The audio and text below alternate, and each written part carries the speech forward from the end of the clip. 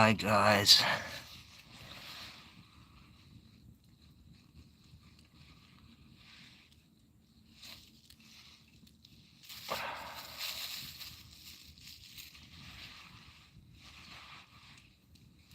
Welcome to the month of May.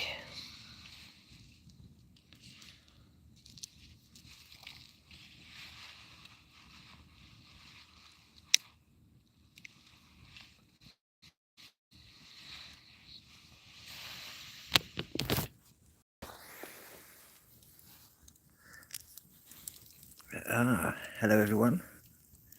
Selena, Dr. E, Bumblebee, Nathan, Mr. Steve. Nice to see everyone.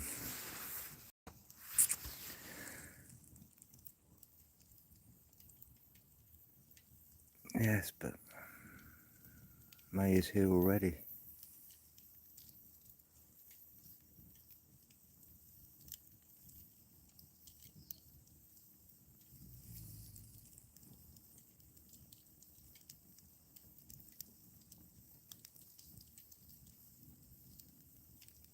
Well, I hope everyone's doing well. It's been mad here for the last week. For the last month, really.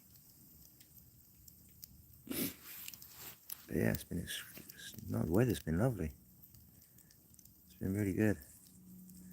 I've been doing a lot of turfing, which really isn't the best weather for turfing, but my customers have promised me that they're watering the garden, so... Ah, there's Denise. Hello.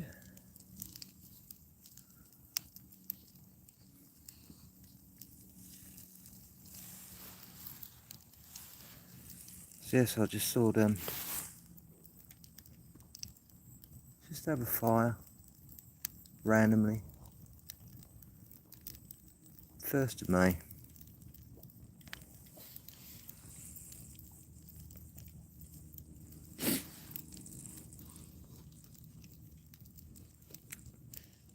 Having a fire gives you time to think.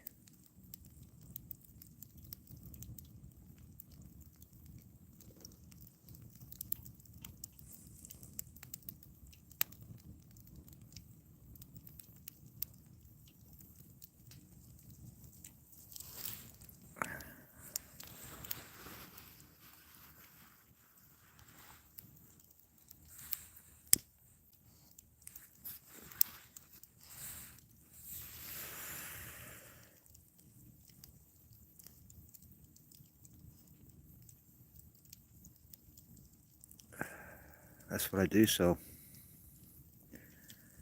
I don't have a fire very often, as I say, 4 or 5 times a year. But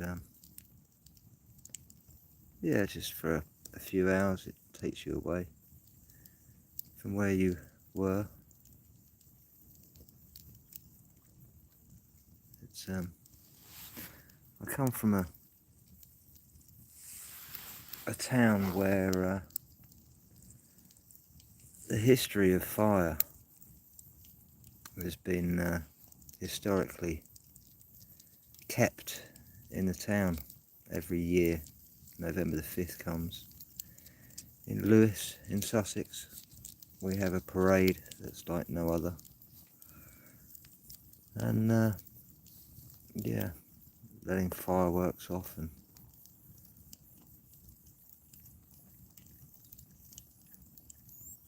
it's a tradition that's been going on for hundreds of years.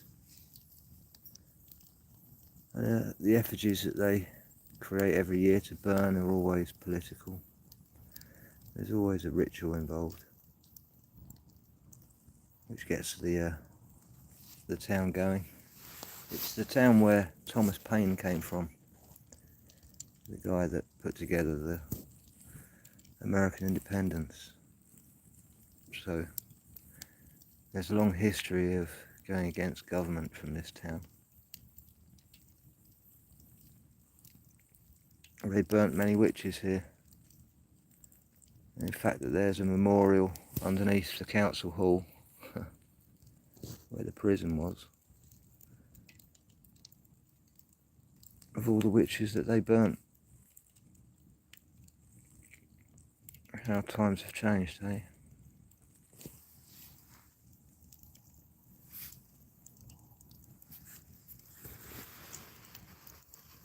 Hey, there's Eric. Good man. Thank you, Denise. It's what I came with. I can't change it. I'm not very good at doing impressions. I'll just do me.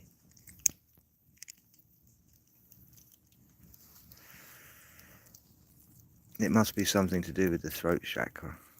Some people have it, some people haven't.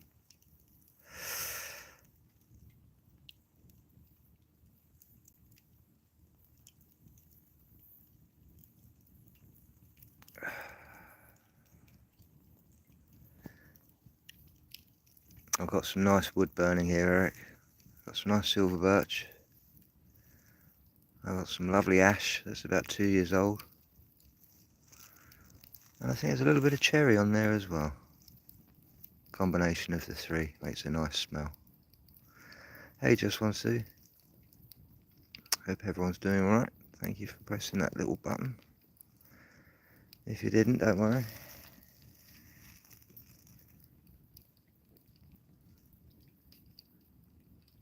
You just posted a yoga video. Alright, I'll check that one out after. Yeah. Yeah, I know that, B. I know. I can only change when I change.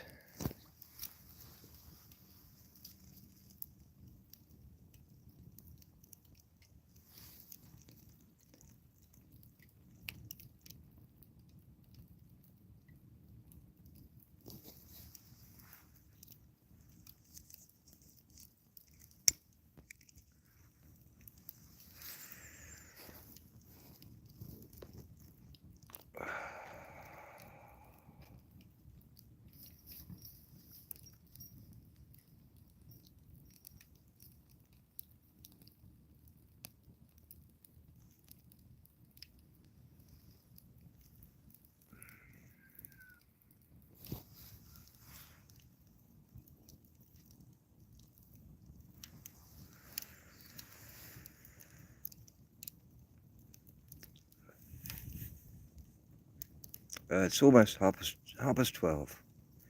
Yeah.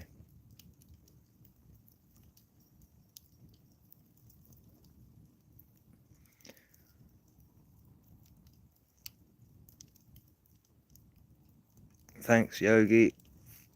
Yeah, it's very simple to make, being a tree surgeon. You just whack a load of stuff in there and click your fingers. That's how it's done.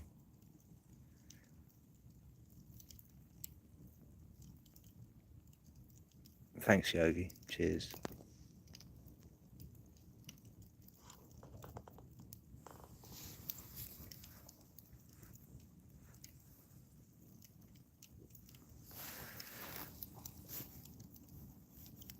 Oh, it's an afternoon for you then, Denise. The sun's still shining.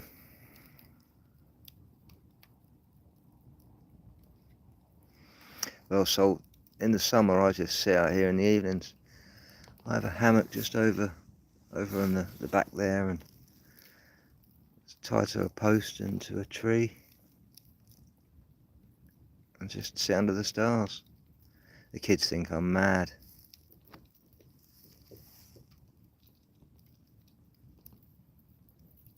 In their eyes I am, but you know, hopefully they'll see it one day.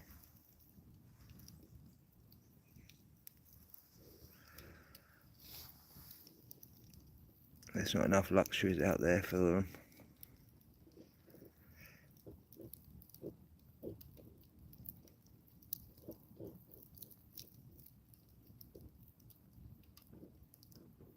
Will I have anywhere? Well, in the basement, I'd be able to do pretty much what I'd like in there, but no, I might just turn the basement into a little gym maybe for Orson, who's getting a bit bigger now. He's putting some muscles on, so I was thinking of getting him a little little gym I've been seeing run a boys' kits. He's got quite a lot of kit there. But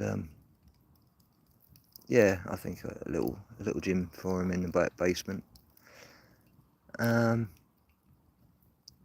Out the back, there's a small little yard. It's certainly not as big as the place I've got here. I mean, I've got the size of, wow, about the football pitch. And then I'll be going to somewhere about the size of a squash court. But hey, you have these sacrifices. But I've got a few friends that have got some other yards, so they won't mind me turning up and pulling out a few logs from my van and start carving with them. They won't mind. It's just finding the space and the area where you can do it without annoying the neighbours, you know. You can only make so many carvings for your neighbours for the noise before they get a little bit upset.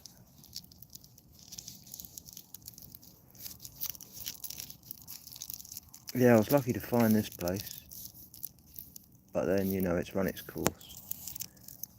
It is a little cul-de-sac of villagers that some think that they're slightly better than others because they live in a posh little place, you know, that's tucked away.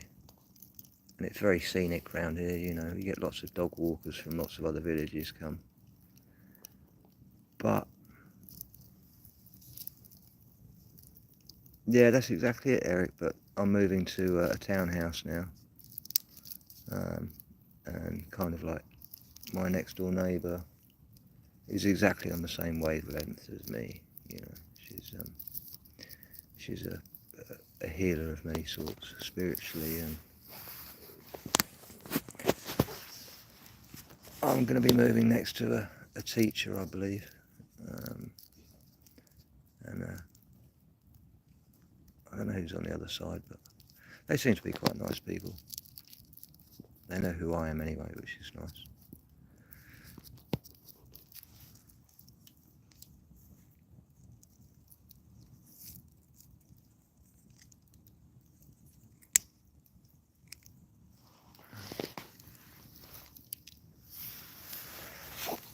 Oh, they're both excited. Yeah, no, they're really excited. Chose their room straight away, no arguing, which was good. That kind of settled the deal, really. It was all about the kids. They're much nearer their schools, and it's the bus stop's right outside. You know, they're with all their friends a little bit nearer. You know, but we had the best of both worlds out here because you still had 3 minutes drive into the village, into the town, and you had the quietness and the stillness of what I've got out here, you know.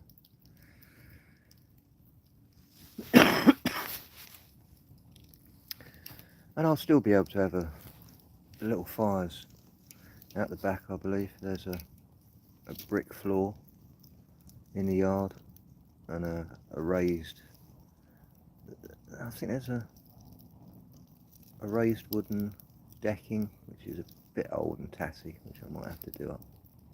But that's kind of like a sitting area, decking area, which is probably only about 8 by 6. But then the bricked area is a bit bigger, it's like 8 by 10, so I might be able to get a nice shed in there.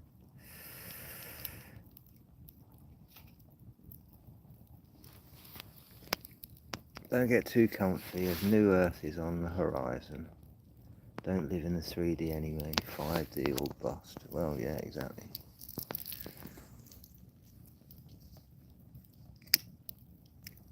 I've taken it only as a short-term period as well. Really only until the kids are through school. That's the agreement I've taken with the guy, 5 years. I think with renting, you know, everything fluctuates anyway, and it's always good not to get too comfort, because at any time, you know, the person can just take your house away from you at any time, you know.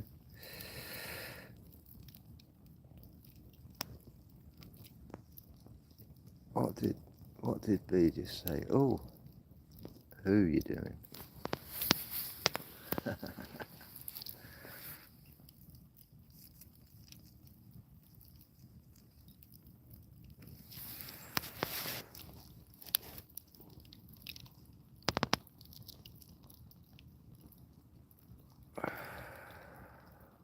It's a roaring fire.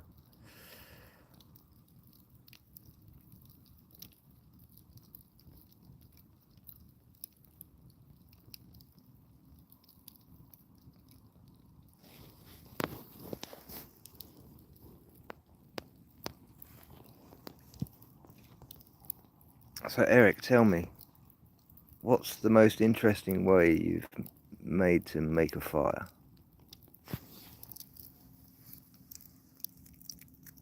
Start a fire, I should say. Ignite a fire.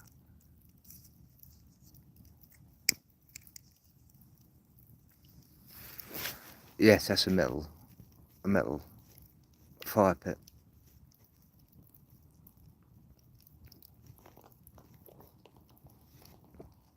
Yeah, it holds the heat really well, burns the ash really nice and white. And then I put it on, I bag it up and give it to some of the clients for some of their apple trees and for their gardens. The people that don't have fires anyway.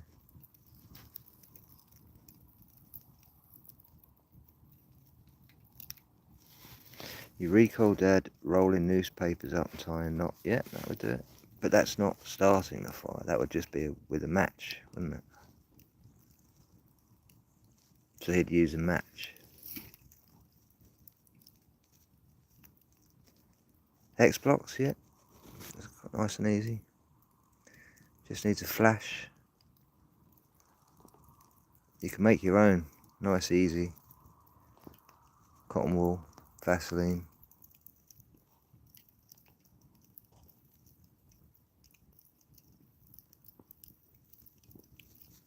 Well, they do everywhere I go, Denise. All the flowers turn and say goodbye.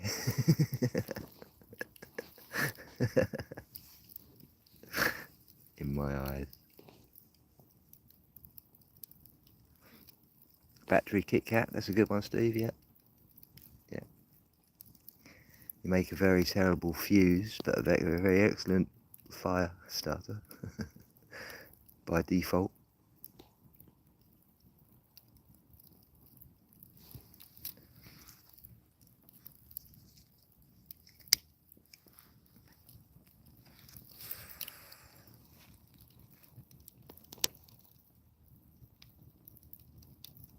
I bet they throw kisses at you. Only the stinging nettles and the brambles. Mostly the rose stems, never the petals.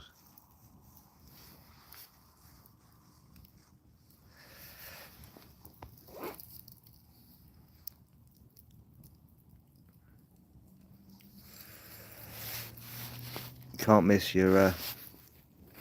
So what are you getting up for? Go and get your bike.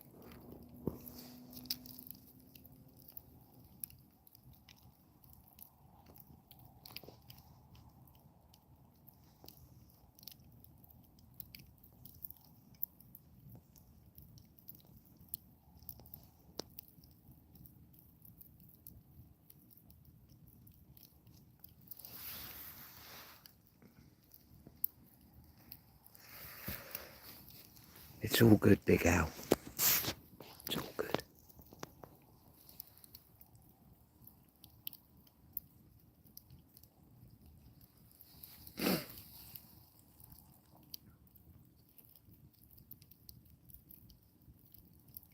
Oh, can you see the little sparks flying off? Look at them. Where are they off to? Well, the new place needs painting or decorating. He's doing that right now.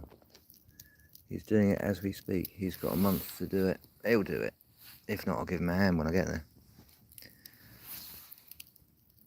You have to be up to help a mate move some stuff. It's 2 hours drive from mine. Oh yeah, I get what you mean. You got to get there and then you got to get back for your bike. Long day. Yeah, but it will be. I always have to help my mate Toby wherever he moves, and wherever he moved, it was always into the top floor flat of wherever it was. No matter what it was, if it was on the 6th floor, he'd be on the 6th floor. If he had a 10th floor, he was on the 10th floor. The guy was crazy. He was just obsessed with getting the top floor of every flat. But then he never turned up on the day that he moved. He was so organised. Just let me ended up doing it for him.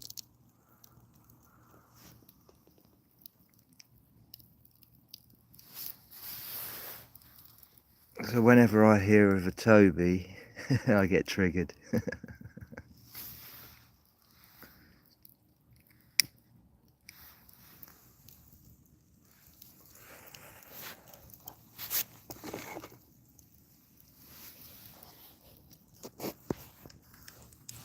And if you are listening, Toby, but I doubt you are, don't ever move.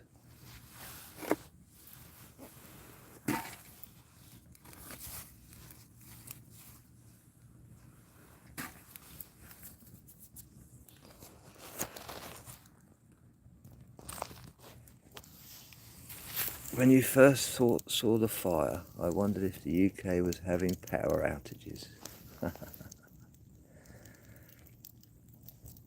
Now, we're being on the farm, we've got a backup generator here.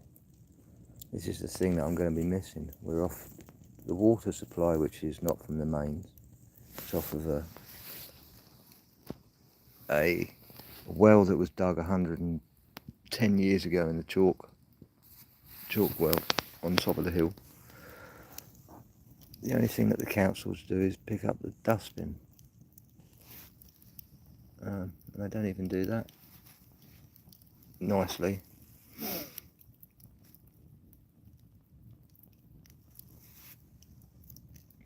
had to take a cooker up 2 flights of stairs the other day. My mate had bad back, so I'll be doing the heavy stuff tomorrow. Yeah, well, that's what it is. The key for that is leverage, and just don't rush it. It's that simple. Step at a time, or maybe 2 steps at a time, depending on how fit you are. Just get in a rhythm. Easily done. I had to move a big fridge on my own the other day. Just waddled it out.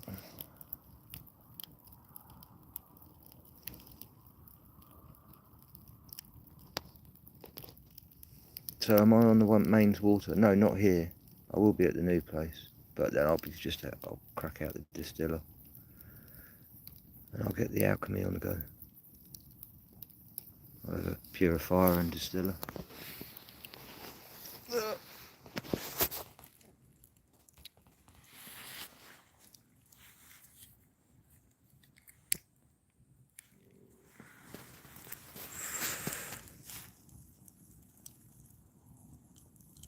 Oh, there's Michael. Aha. Hey, Michael. Can you hear the crackle? I'll get you a bit nearer.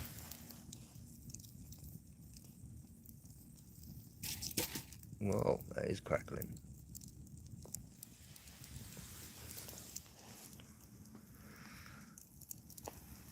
Well, if you listen very carefully under the aircraft in the distance, when that disappears, you may be able to hear the frogs in the distance. They've gone silent at the moment, but when they do perk up, you can hear them quite well. It must be frog spawn season.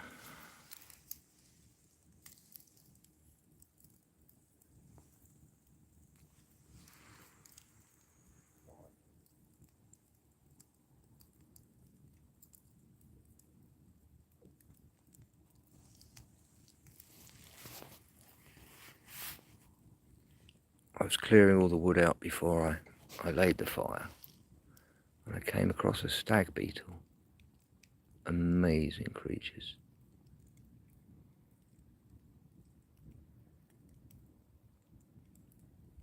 And when it flew, it scared the shit life out of me.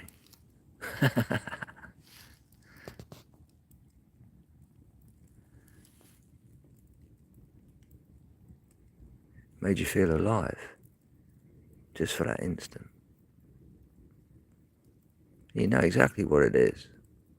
You know exactly what it will do.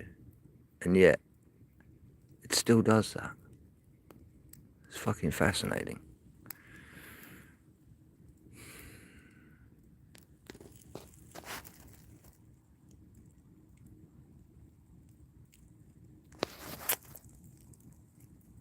You got what, white butterflies afoot in Oregon? Yep, we get these little beautiful white butterflies, and we get these very, very delicate. They're like sky blue, ever so sky blue, and they're so delicate.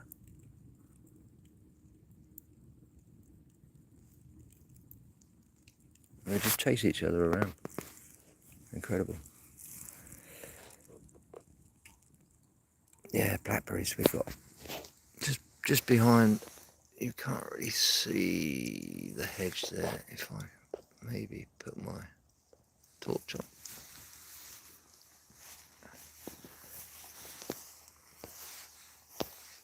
Behind this big hedge, this hawthorn hedge, just behind there's a huge bramble patch, the size of a tennis court, which hasn't been touched over 20 years.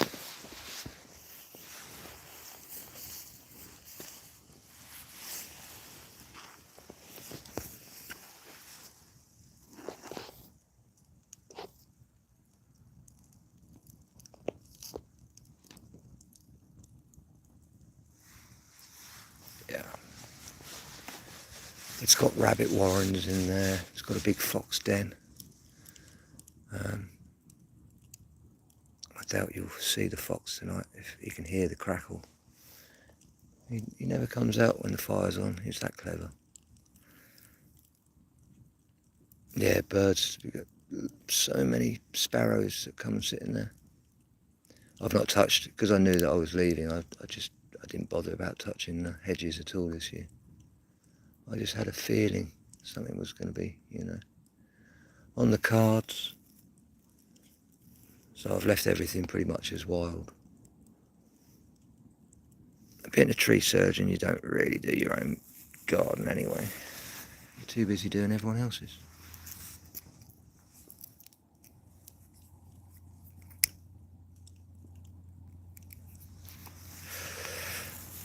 Yeah, over the back there's it's quite incredible.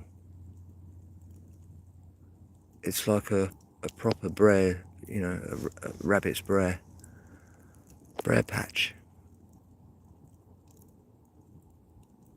I've tried getting in it with a chainsaw, and I spent an hour when I first moved here, and it's about the size of maybe a tennis court and a half, and I cleared an area of about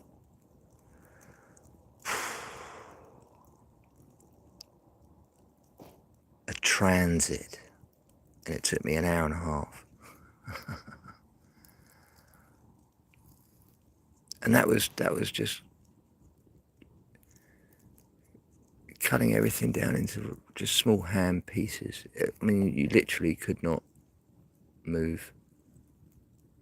You didn't know which bit to cut next. And I've gone back in there since, and that's been 4 years, and I just can't get back in there. It's just taken back over again.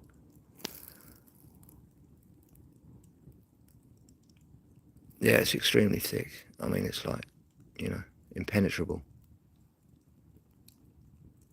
To be honest, you'd need machines to go in there and clear it, and then you'd have, a huge amount to either shred, or just skip and get rid of. But that's not for me, let it go wild. Untouched, that's what I like. It's not hurting anyone. The greener the better. You know, I need to link up all the hedgerows, to be honest.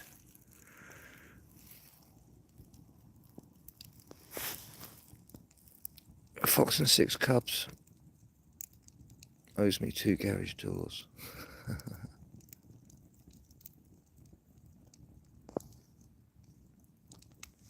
Yeah, they know when they've got it good, foxes. They've got plenty around them. Only takes a few rabbits every week.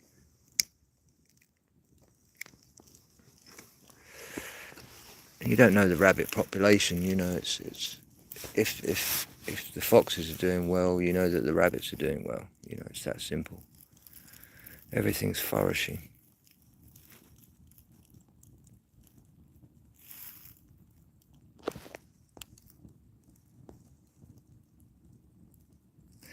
You have many beavers in the area.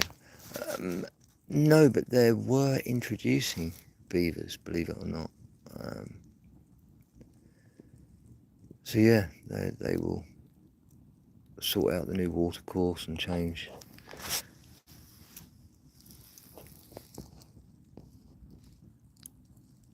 Do I manifest, B? I always manifest. It's difficult not to manifest, you know. When you know what you're doing, and sometimes when you don't know what you're doing, you're still manifesting. And that's the key, to know what you're doing when you're manifesting, because you don't want to manifest the wrong things. Everyone manifests the wrong things and don't know.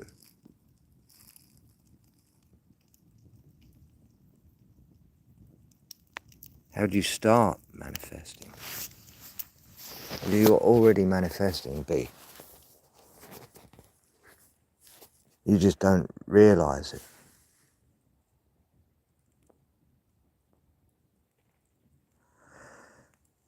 Beavers are a very incredible species. Much so that the secret societies will skin them and wear them on their heads as a tribute. Both secret societies and the beaver live in lodges.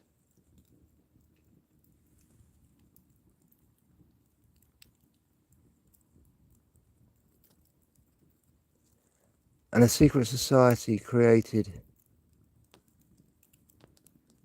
a place in Europe at the time for its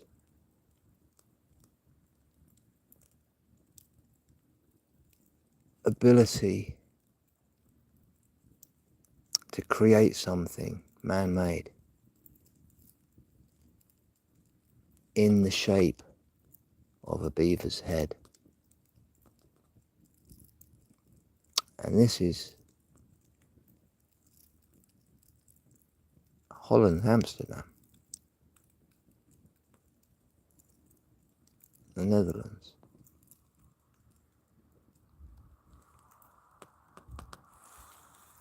If you take a really close look and turn 90 degrees, you'll see the beaver's head.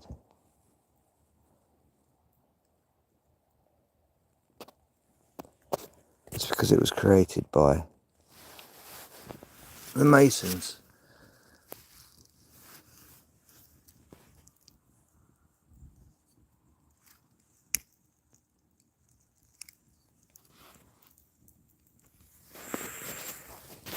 Let's get you back on the fire.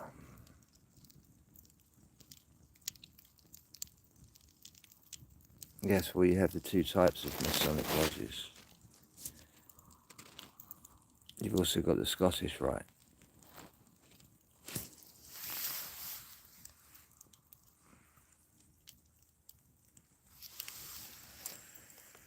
Yep, the 90 degrees. Like clockwork.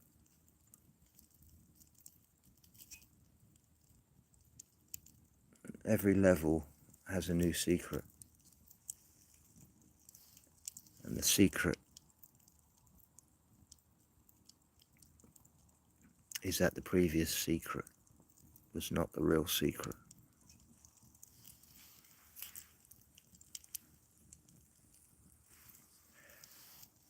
And you're told another secret.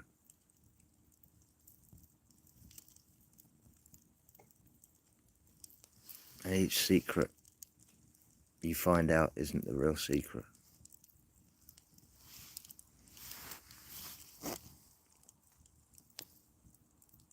And each secret is to gain your trust. Yet each time they tell you it's not the secret. So what are you getting your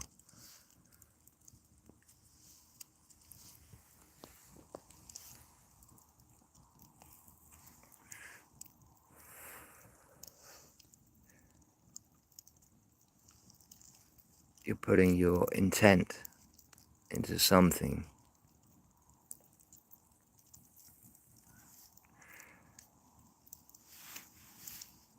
that isn't even in your control.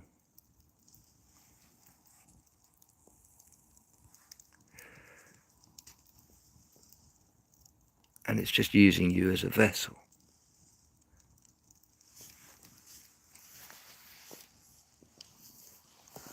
As arms like an octopus.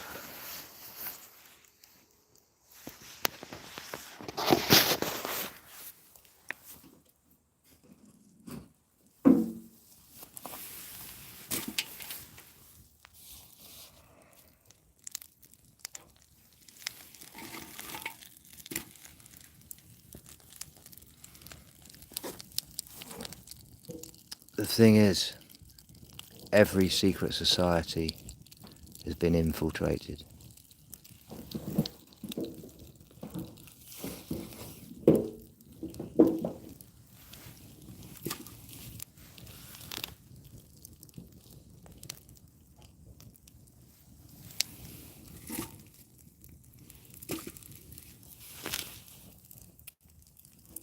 Hey, the Sute.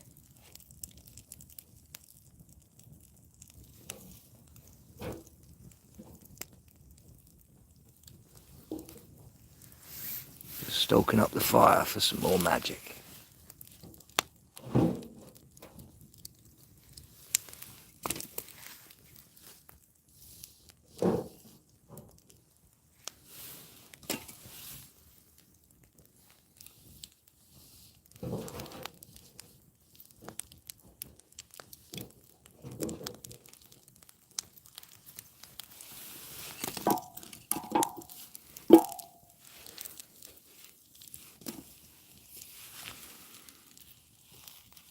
Everything is connected, Kathy.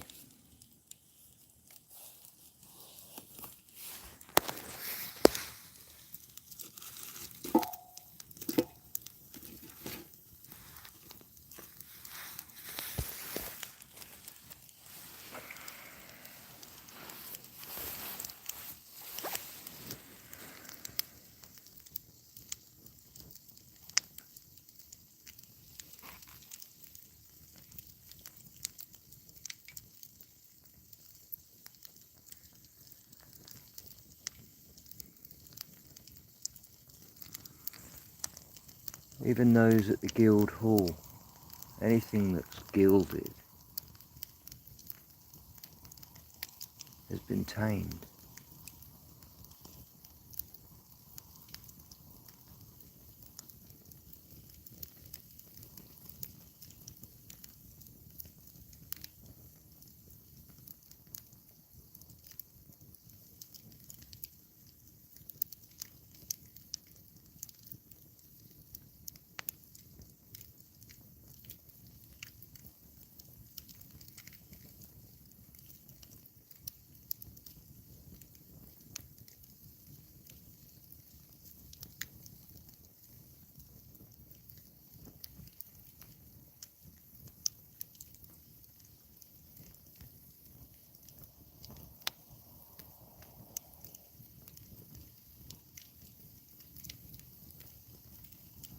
I'm just going to go grab a drink.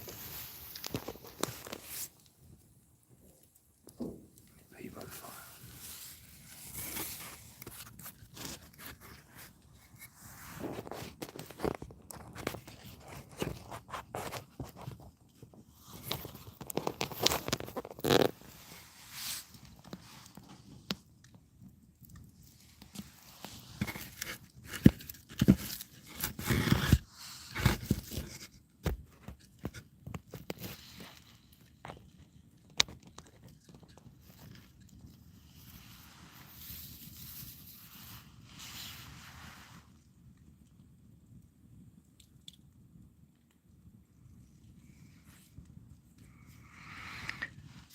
I hope that's a spelling mistake and you said literally last spliff.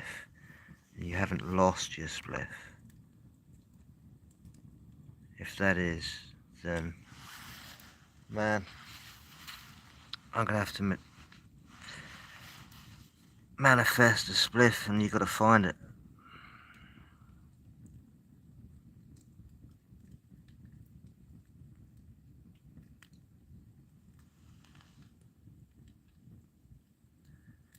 That's good.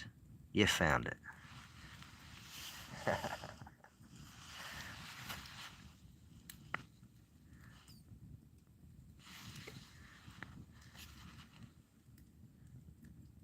Yeah, oh, 2 secs. Let me see.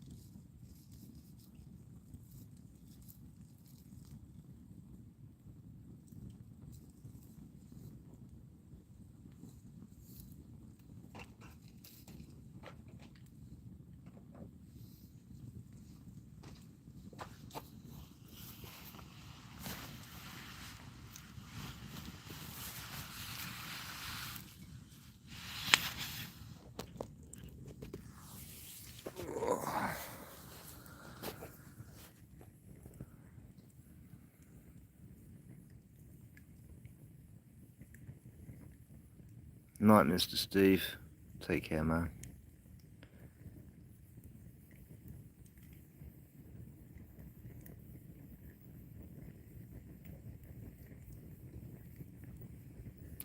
Wild Man Gaz, yeah, no, he's a great character.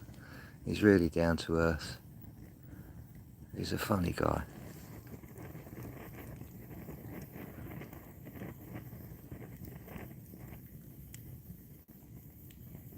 B, I'll send you a link to his channel. He's from the UK. He does stuff like Paul Cook. I think Paul Cook, inspired him to get out and do his local stuff. He's found some really good stuff as well. He's found some really good stuff. You know, his channel will blow up. Give it 2 or 3 years. He'll do well.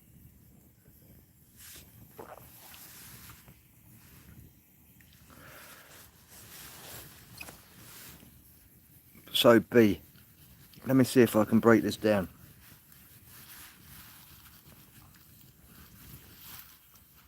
Manifesting.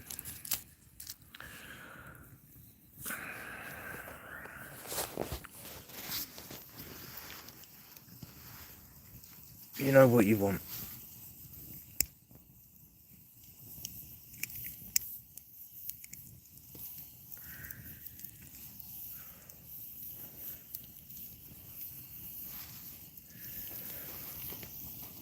You have a vision of what you want.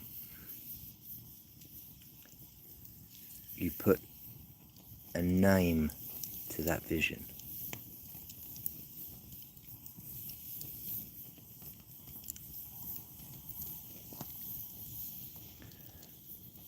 The name has a colour that's associated with the vision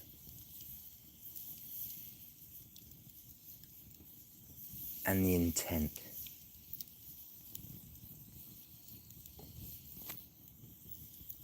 Sometimes you can put a number associated with it.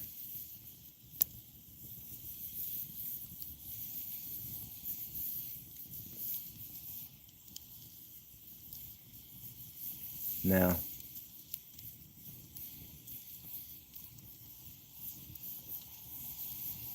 you have to unconsciously have this number, name, colour and intent in your thoughts, subconsciously.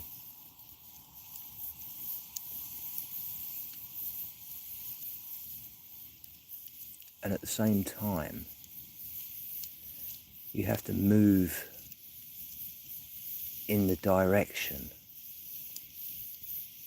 and that direction will only come to you through your subconsciousness, through your synchronicities, through your behavior on how you react to certain interactions. We have to think about how we made bad mistakes. And sometimes there may just be a simple thing that we didn't follow. And that simple thing is, you know, the hinge factor to the intent. You didn't go that way with intent. You had everything else, everything else. And I think that what's stopping is the intent, is the fear of the unknown. And the moment you just drop fear with everything,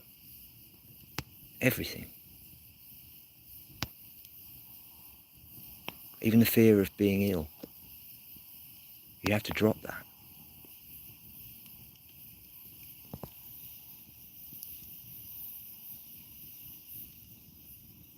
I don't know if this makes any sense, but you have to literally let go of everything that your body wants, because that's not you. You're inside your body. You react to what you think and say. As your meat suit is made of water. Water has memory.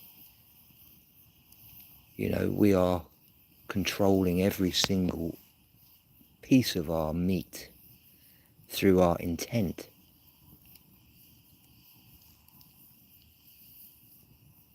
Have no fear, exactly that. But it is difficult, you know. It's difficult in so many ways on the subconscious level. You know, I'm sitting here saying it's great, you just got to have no fear. But I fear, even though I'm 60 foot up in a tree. I'm not worried about that, I'm worried about other things. Has my kids got what they need? what me, you know, all these little things going exactly, understanding how we use our manifesting in the correct way. We just know we know we can manifest, good or bad. Oh, I'm back.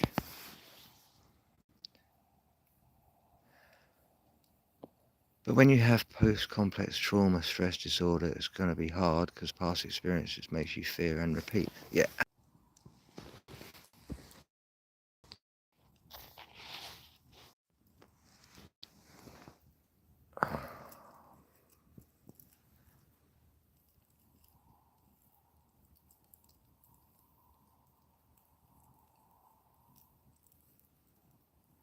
I hope I'm back. Can you hear me now?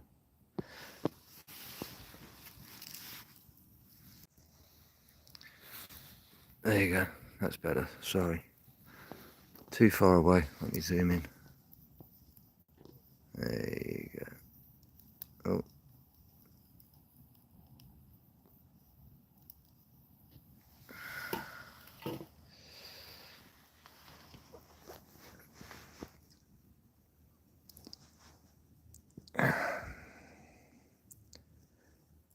Yeah, but I understand, you know, there are levels of trauma, of course there are. The trauma is trauma that's just laid on top of what we try and put memories on top of trauma. And that's the way our brain wants to try and work, is to overlap the trauma. But once we realise the trauma was put to us and not made by us, that's the key to escape the trauma.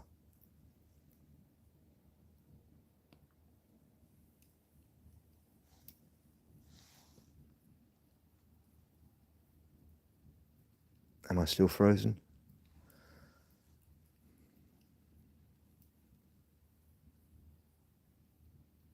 It says I'm flickering. Well,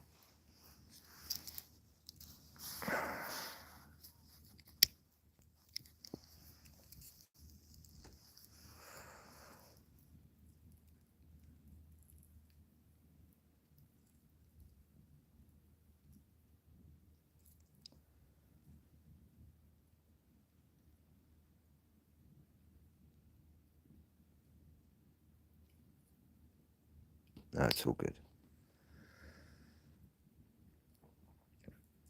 Yeah,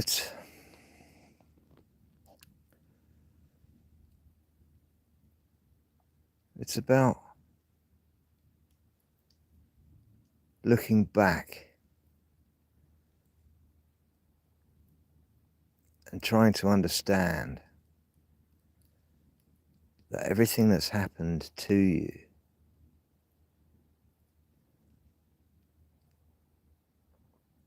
is your responsibility. It comes with, you know, trials and tribulations for the rest of your life.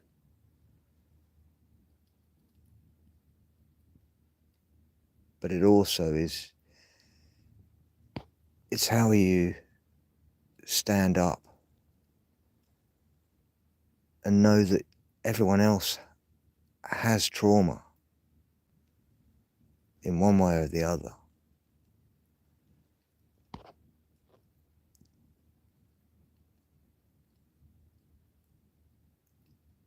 You know, we're traumatized from the moment we're born.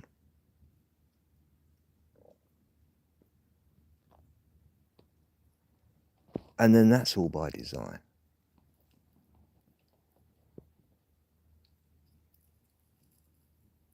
You know, you've spent 9 months inside your mother, all nice and warm, at one. And then the moment you're separated,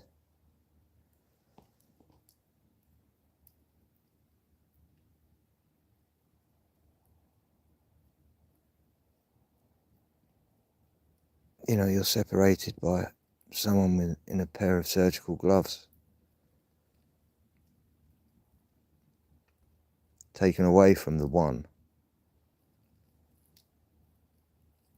and gone through a ritual before going back to the one. And in some cases, that never happens.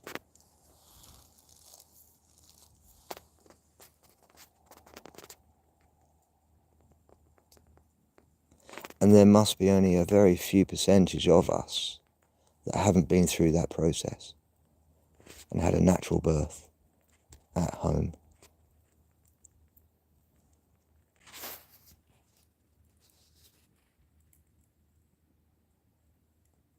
Exactly, Kathy. But there are, the triggering moments that are, that make you stop and think. Because it's part of the emotional balance that we all have inside us. It gives us the empathy to think of others.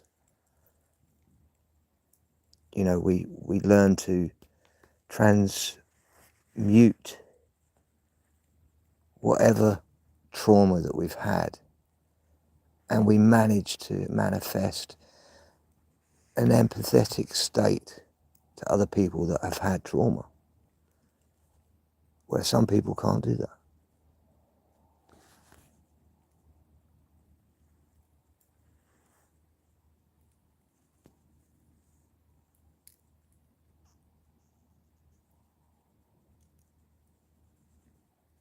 But they have to empathise not just for everyone else, but also for themselves. And it's difficult, it's hard.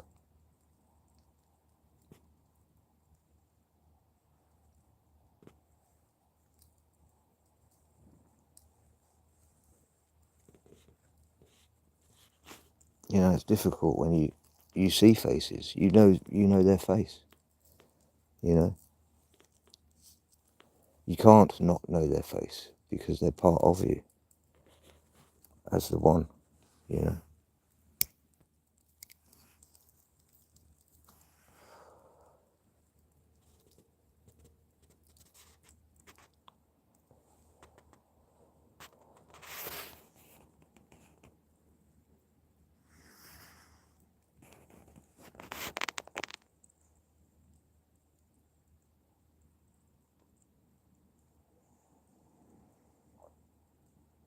Man, 21 likes. I think that's a record.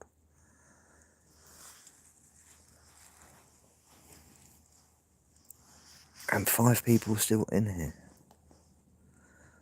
That's 10 ears.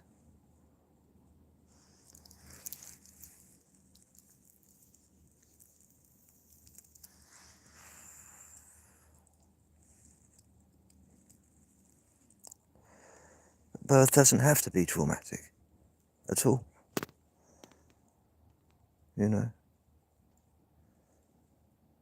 My daughter was home birthed. My first one, I was only walking 3 weeks, 2 weeks before he was shot out. His mother, I should say, very quickly. I didn't have much time at all. About 28 minutes from when we left here. Driving like a maniac to the hospital. Abandoning the car outside the front. Getting into the wrong lift. To the wrong floor, which was even funnier. And then her almost giving birth in the corridor. But that's awesome.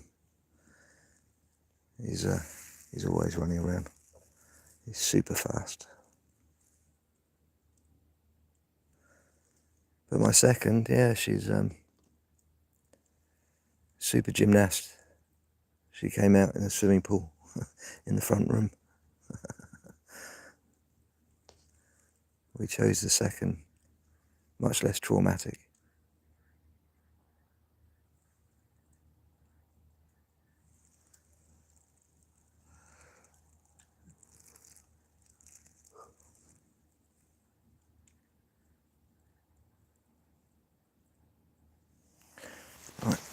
I'll take you for a walk just slightly over the back here, and you may be able to hear the frogs.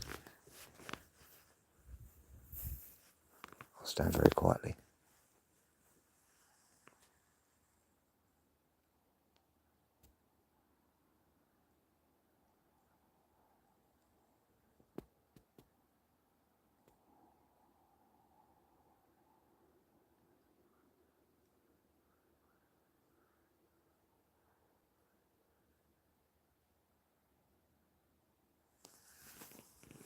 They're just in the background.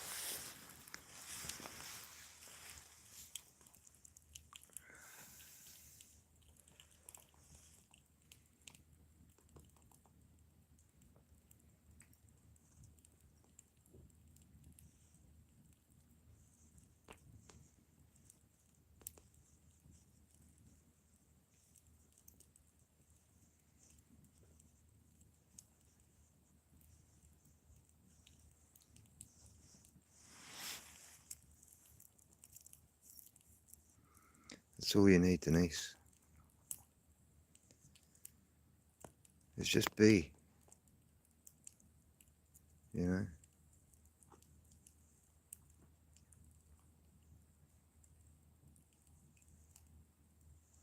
It's tough when everything's been thrown at you,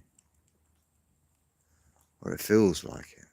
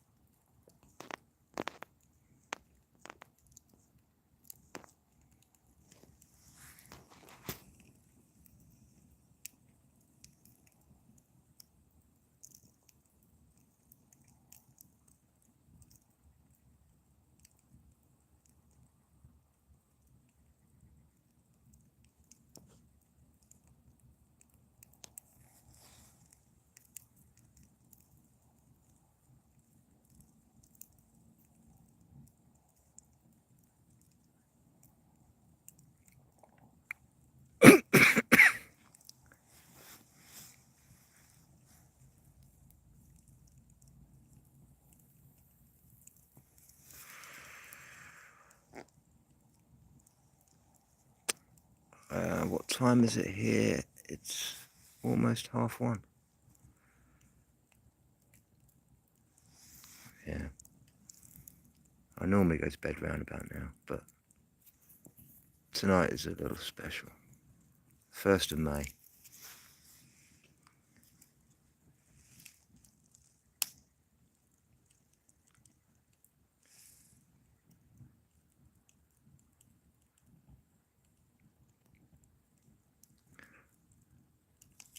May is the month when the veil is the thinnest.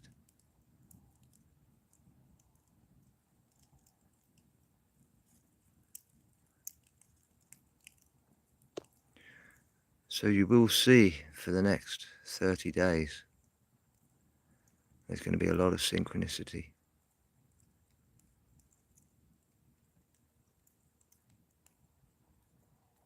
Exactly, Denise. The fire ritual.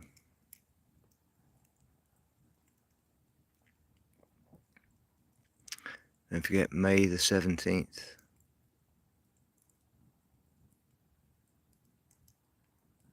Is the 138th day of the year. And in Gematria, 17 May is 138.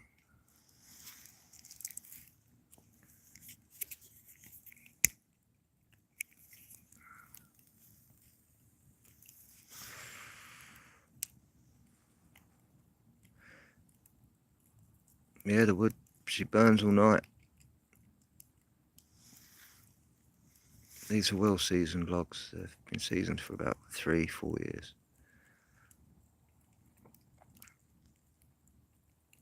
And it didn't take any kindling. I just peeled a little bit of bark off of the silver birch. And it's full of resin. And you just have a little pile of resin burning in the middle. It just gets hotter and hotter and hotter, and that's it.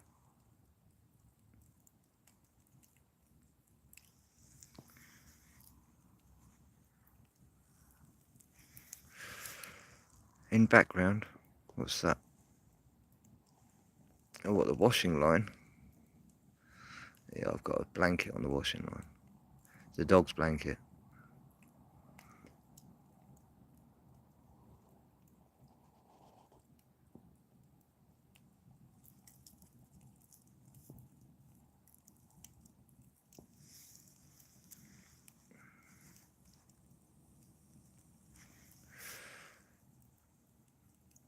Yeah, Kathy, there's just something about it, isn't it? You know, even if you don't need a fire, you know, even if you're just camping there for a couple of hours,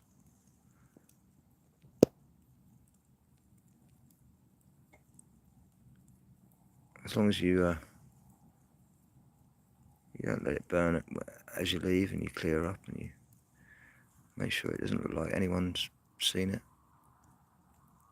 you know.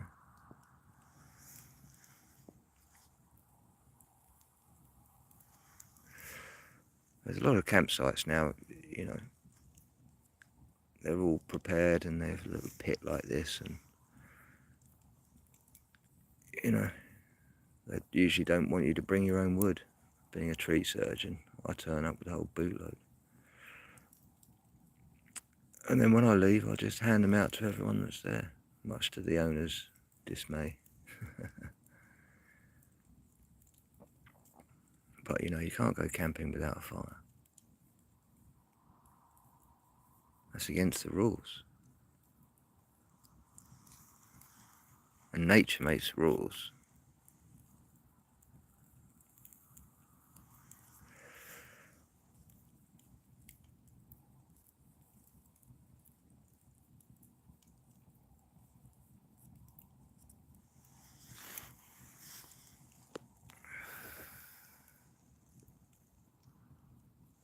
Oh, I've done it again. Put the green screen on. How do I get that green screen off? Oh, jeez.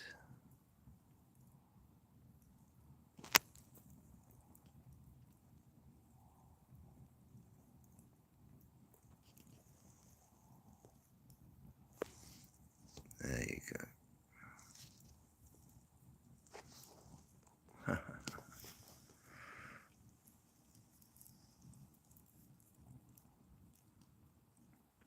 Ah, his speciality is trees too. Ah.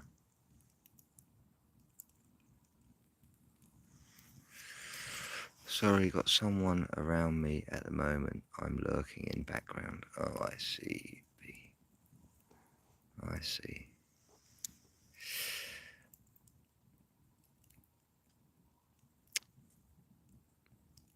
Well, I thought I'd put some dowsing into play with my customers that I'm going to be planting some trees with. Hey Joshua. Hey, welcome to my little fire.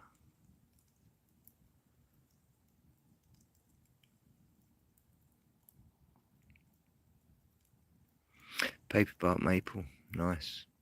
Yeah. Very delicate. When they grow, you've got to look after them. They can quite easily have what they call double unions. So they end up having two leaders.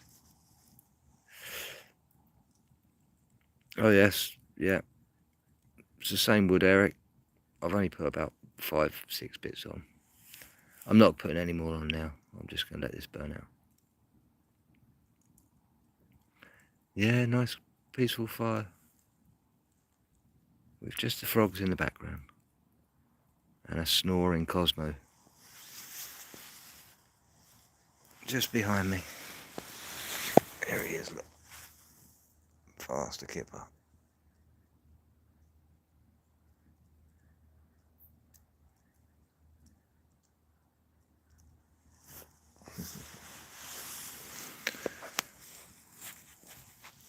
That's how peaceful it is.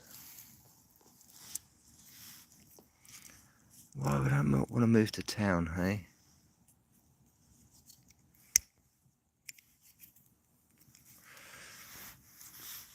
Well, I have to do another fire pit when I'm in town, and we shall see the difference.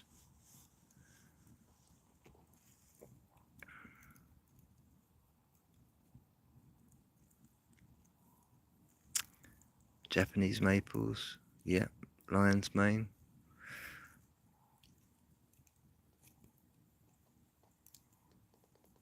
Well, there's an actual technique called lion's mane as well, and they call it lion's tail, and it's an awful practice that you see in some trees, and they just trim all the second branches,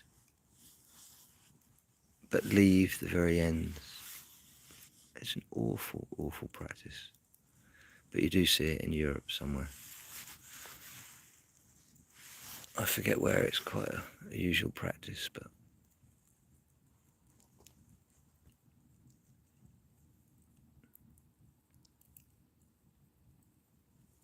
pollarding is a speciality that the UK have really got into. I think they took that really from France in the last 150 years.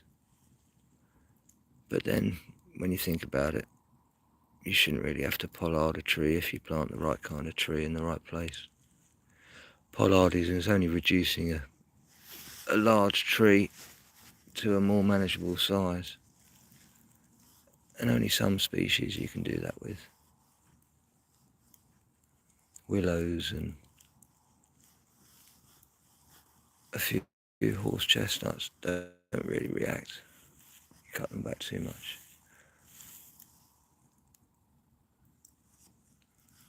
Yeah. You see in some big French avenues, they have these espaliered beech trees. And they're fantastic. From the side,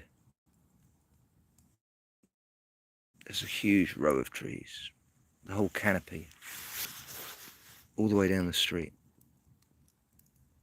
But then when you get to the actual street that the trees are either side of,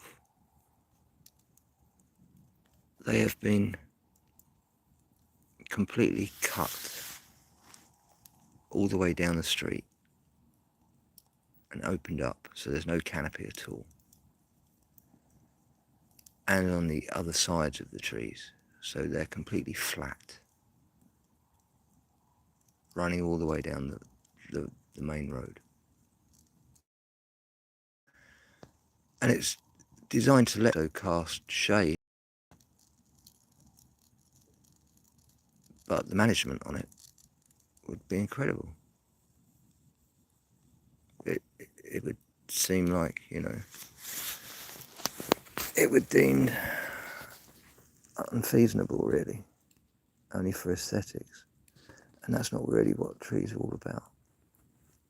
You know, they're aesthetic, pleasing as it is.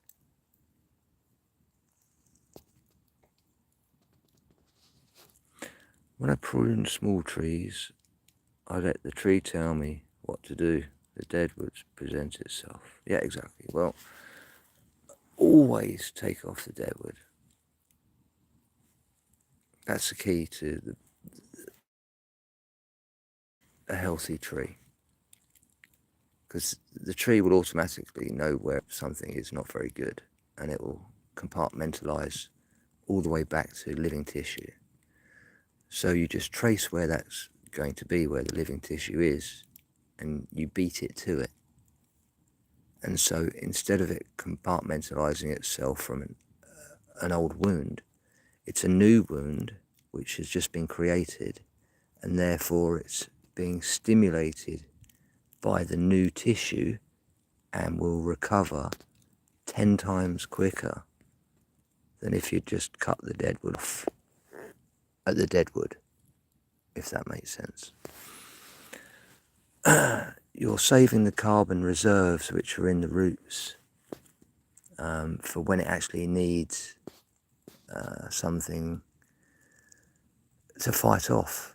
And when the carbon reserves are at a certain percentage, and each species has different percentages, when it gets to a certain percentage, it then can release dormant pathogens inside the tree, present from seed to mother, believe it or not. So the mother creates the seed, and whatever pathogen she has inside her is inside the seed.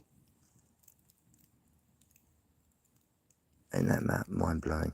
And so, and the pathogens will take over the tree quicker than the tree can fight off the pathogens. Unless, of course, we intervene. And that's where we come in, as arborists. Everything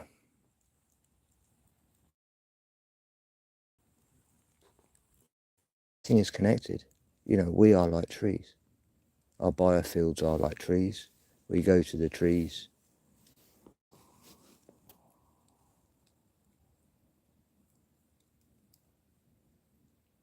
You know, in very much ways that we have to look after ourselves like we have to look after our trees.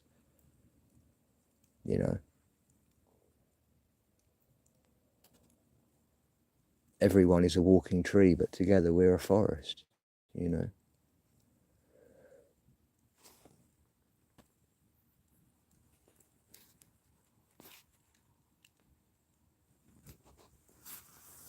All the trees are connected through mycelium. Everything in nature that's grounded is connected through mycelium.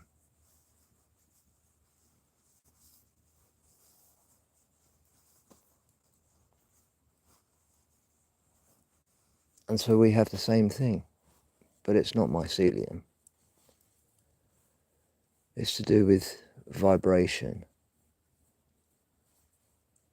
and a frequency.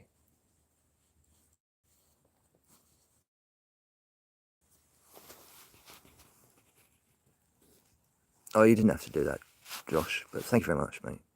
That's very kind of you. Hey, Phoenix. Phoenix of the fire.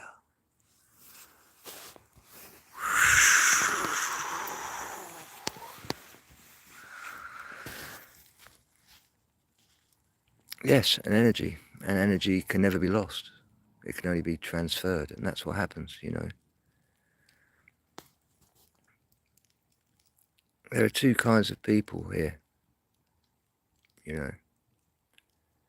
You get the two kinds where when one person hugs another person,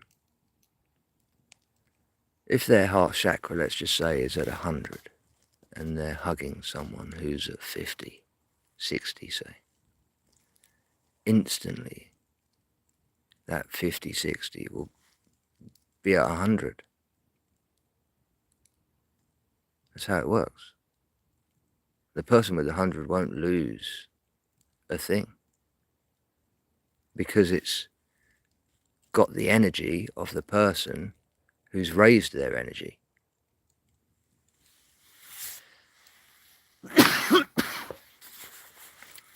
But then you have the other kind of people that maybe say that they're at 50, 60%. And they see someone at 30%. And they go to hug them. That person with 30% doesn't receive anything. And the person with 50, 60% actually gets 70%. Because they're drawing the energy off the person that they know is at 30%.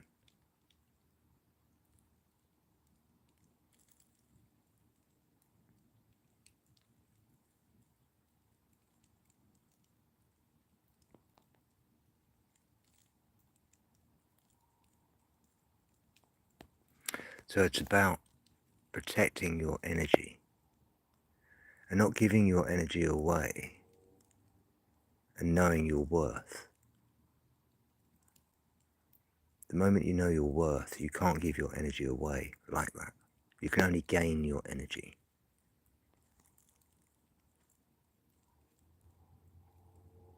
I saw a little heart there.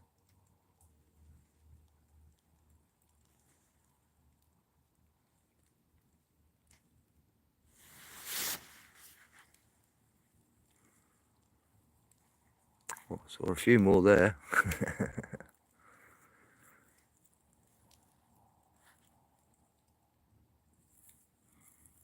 I may be rambling, but actually, it makes sense to me. And I go with my gut.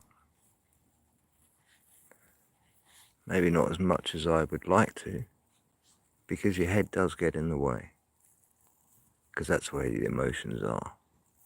But usually when the emotions start, your gut takes over, and that's what you have to listen to.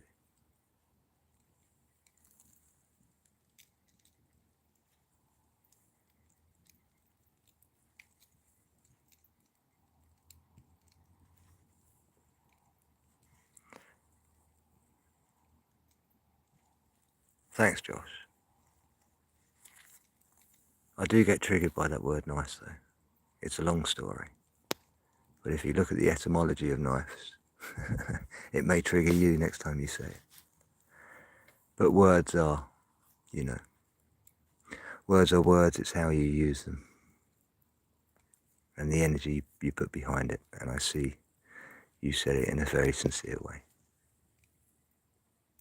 But yes, we've been tricked by a lot of words that we say.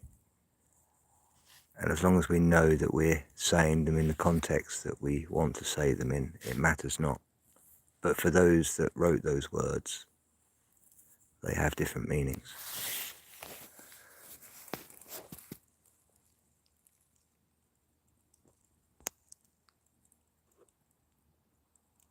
Hello, Shirley. I had to sub because you seem very smart. Well, that just might be my posh Essex voice that comes across that way, and some of the words that come out with it. But that's very kind of you, Shirley.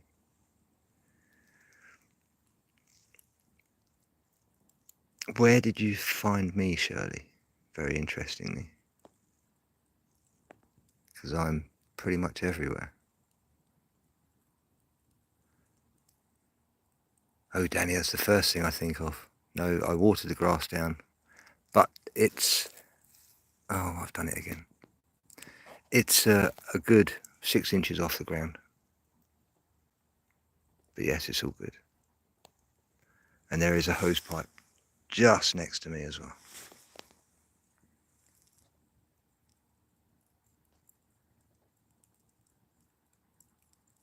comments on Yogi's channel. Yes, yeah, that's where you'll find me, on Yogi's channel.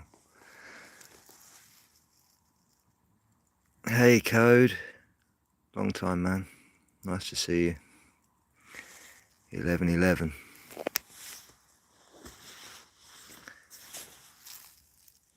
Just having a little fire 11 for May. We know what happens all in May, don't we? So many sacrifices in many levels. So we thought we'd have a fire for no reason, but enjoying what it can do and keep us all at peace.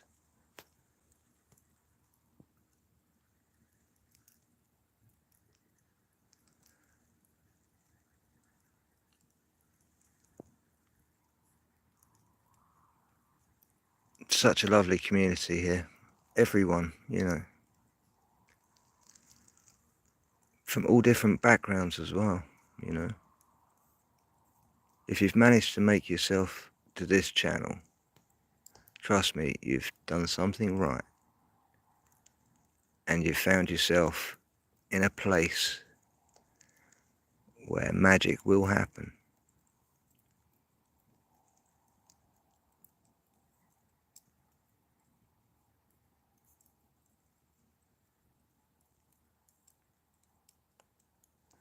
The fire in the bottom center of my view looks like a rock monster is burning. It does, yeah.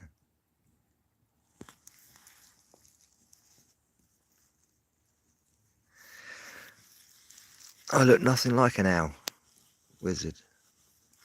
Hey?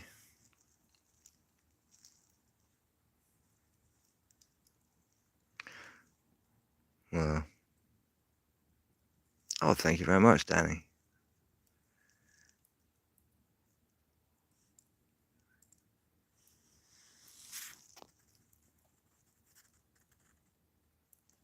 As I say, we all have a piece of the jigsaw puzzle. And when we all come together, you know, new things happen. New ideas. Or shared ideas, start new ideas, you know.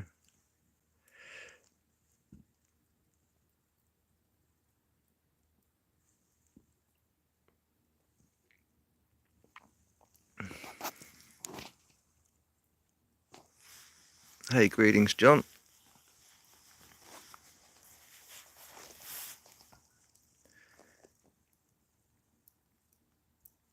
Nice to see you, John Hip.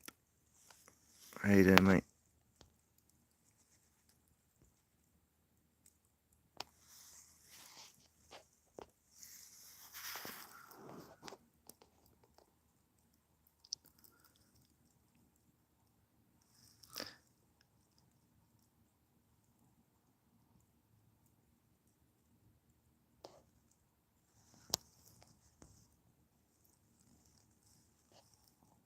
Oh, that's very kind, Josh.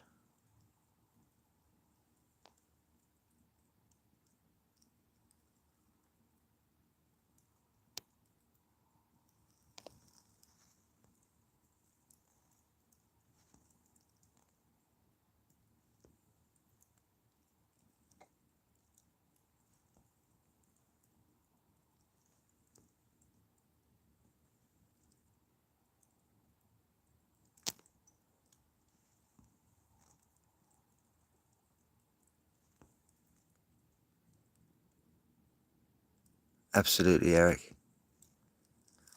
You shoot off, man. I'll most certainly see you tomorrow.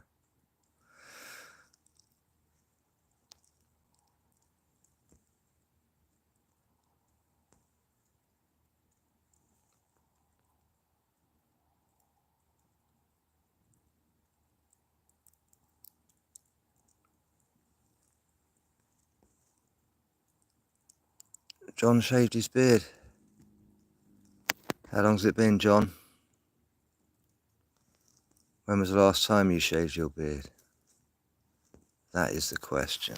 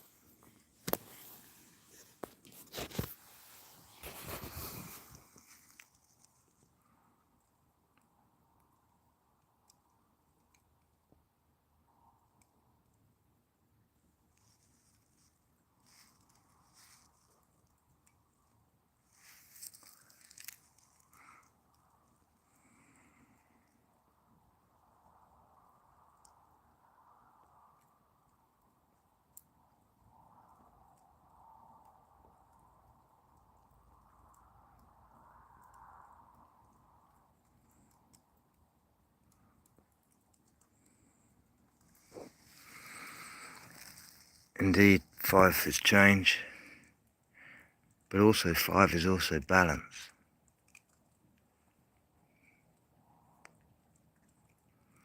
And I have,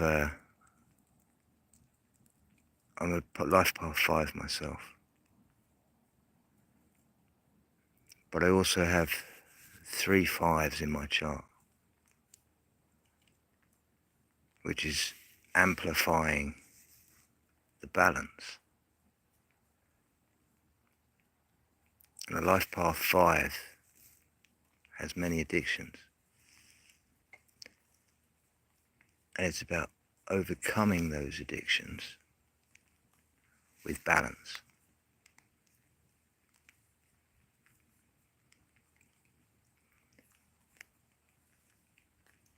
And once you've found balance,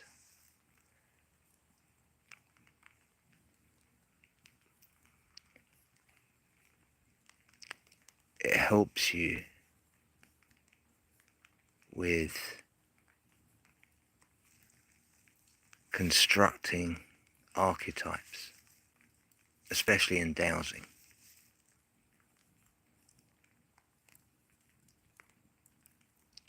Because the more balanced you are, the less of a duality that you perform at the time.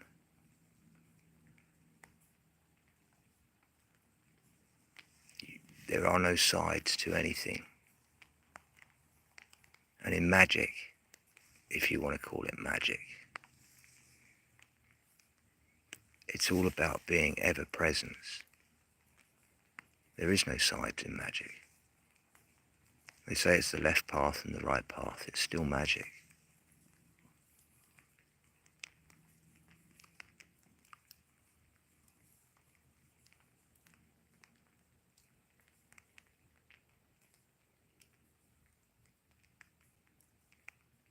The magic is knowing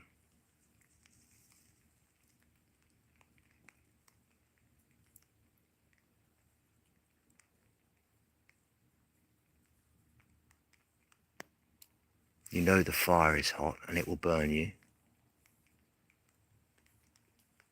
The magic is forcing yourself not to do it.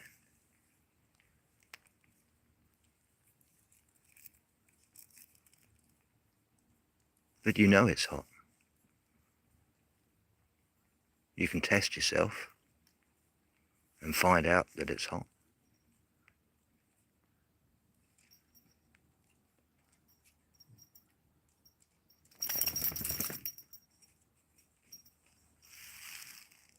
Have I just woken you up, Cosmo? Sorry, mate. Sorry, I know it's bedtime.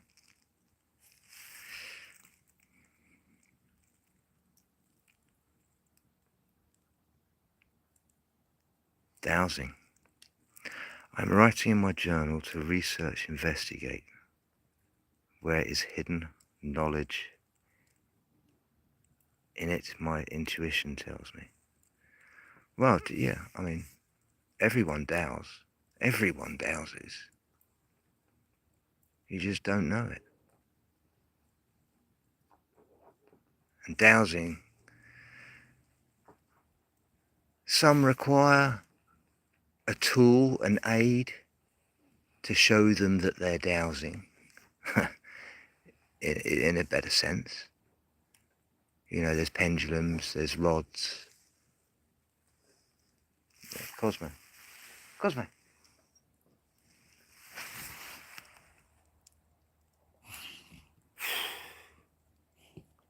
Stop it. You know you got a big willy. Leave it alone. Wait. Cosmo. There's people watching you. Yeah. Yeah. Yeah. Lie down. Go to sleep.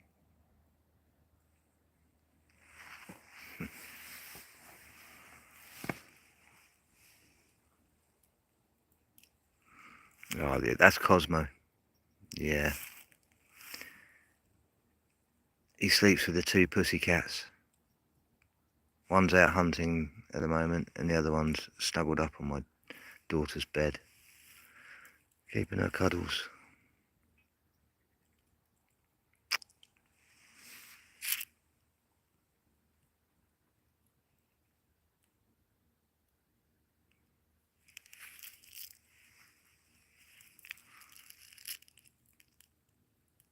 Rocco, yeah, that's a great name.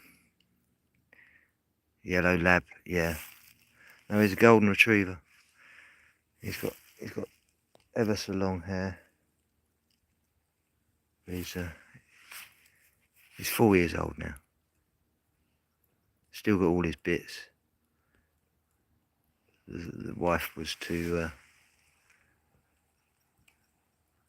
shallow to get rid of his bits. Hey, Cosmo? Yeah. He's just so gentle. He's got a big bark on him, man. They got big barks. They'll make themselves known.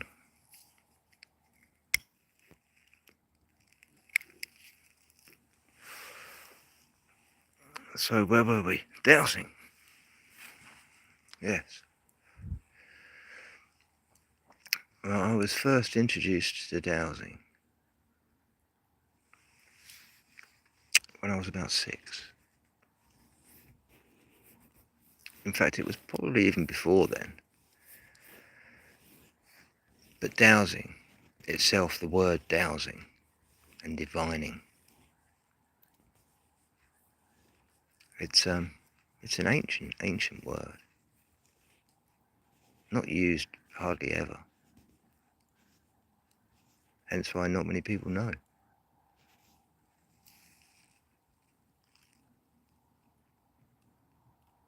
Hiya, Foxy. There you go.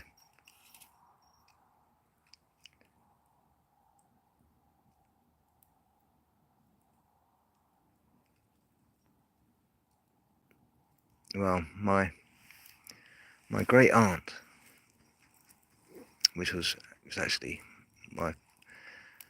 my mother's mum, she passed away when my mum was very young. And so my mum was brought up with her auntie. And it was her that showed me at a very young age that this world is not what it seems.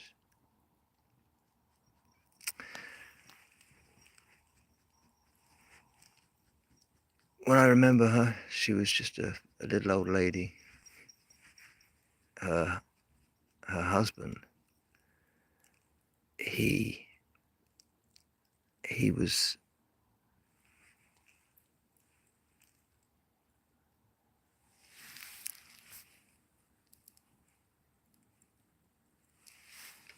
a spokesman at the Royal Palladium, the Royal Theatre in London, the Royal Palladium. And it was his job to introduce the acts that were coming on. And he was quite famous in the 50s and 60s. He was also the head of the Magic Circle, which is a club for magicians in the theatre industry, but it is a secret magic circle.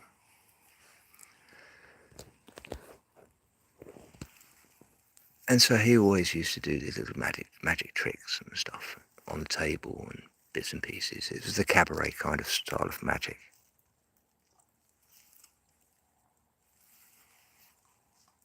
And it was great, and sometimes you could see how it was done, and because it was right up close. But that wasn't the magic. The magic was my Auntie Doris. Because at the end of the evening, she would then get her little teacup, and she'd swirl the coffee, the tea the tea leaves. And the shape that would be shown on the bottom of the cup would then put her into a trance. And she could read a passage and give whoever had this cup of tea last a fortune. And I just always thought that this was just a little side trick. But she then taught me palmistry, how to read your palms. And from a very young age, I read my own palm.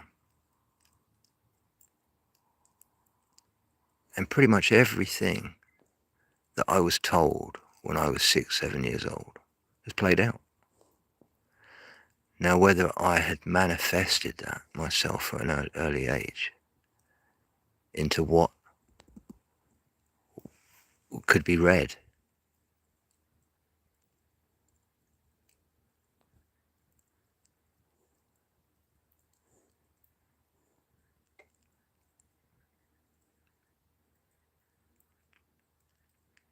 but then later on,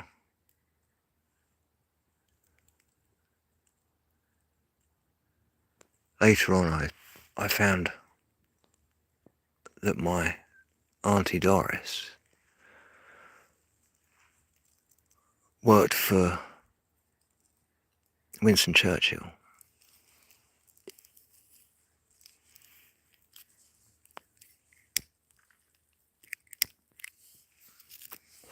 As his secretary in the War Office.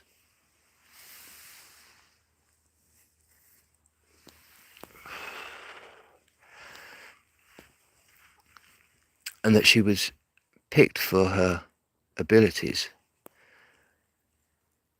in the map room.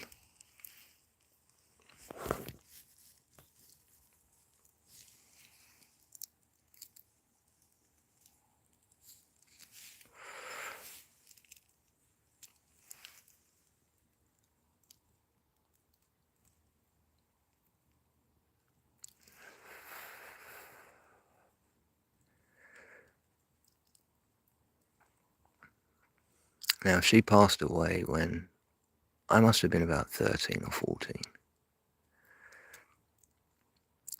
And she left a few little bits for me. There's a few old postcards with a few written chose words.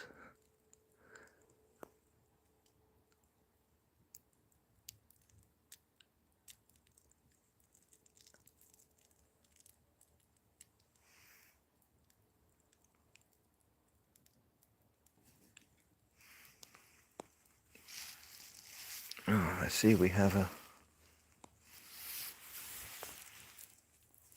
one pussycat coming back from hunting. Wizard. Hello, mate.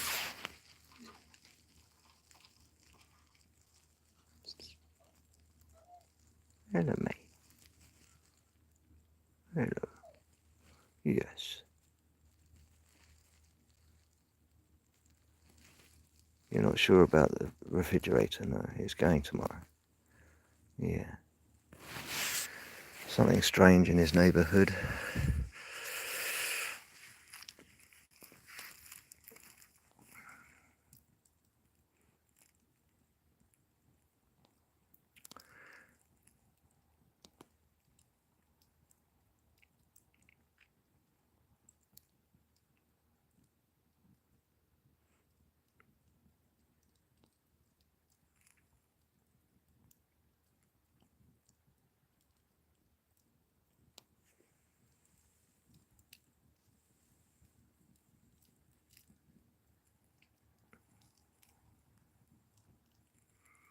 So the main message she left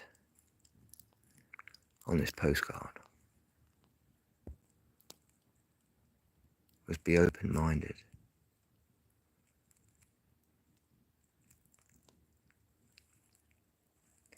And I think that's what we need to be. Because we've just been so conditioned, especially when it comes to magic. How much has Hollywood put money into showing us that magic is just a trick on TV, it's an illusion, yeah? But there are many different levels of magic. And I'm not saying witchcraft, because you have to put intent, and it's all about intent. But I don't tend to do witchcraft. It's doing what you do every single day.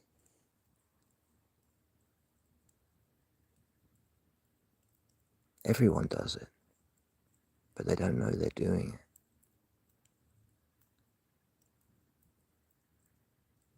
So just realize that you have the capability of doing it, and doing it well.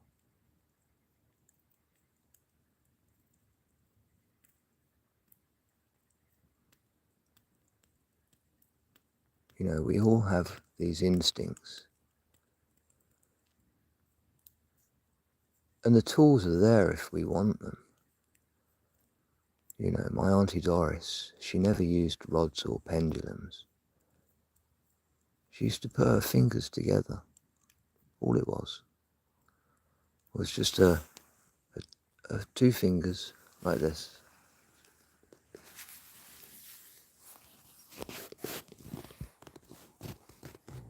If I can hold the camera.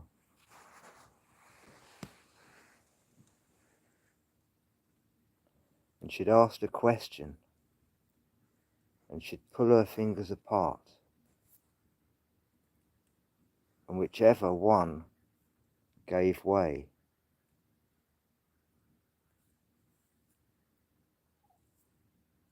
if the left one gave way, it was a yes.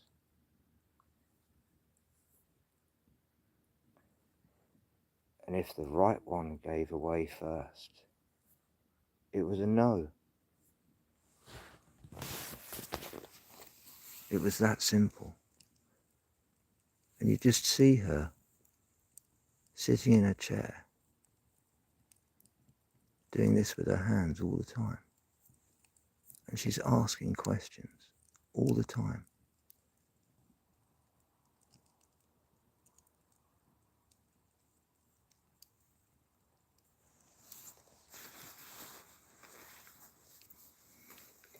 So we get channeled. And it's how we are inside us, that how we take this channel. If we are balanced, and we have good intentions, then it's a pure channel to source. And we get the answers that we need. If we're confused and on a lower frequency, then you may call it possession. It's the same thing, but you're just not in the state of mind to accept the magic for what it is. As I say, there's not a left path or a right path. It's being down the middle, not taking sides.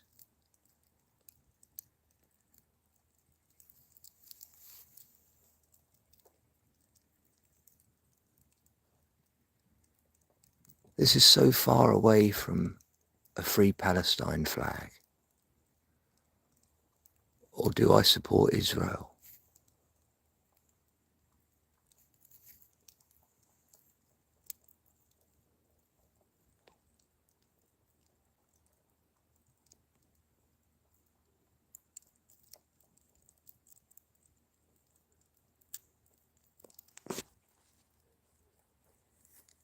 Because that's part of the program that the ego must abide by.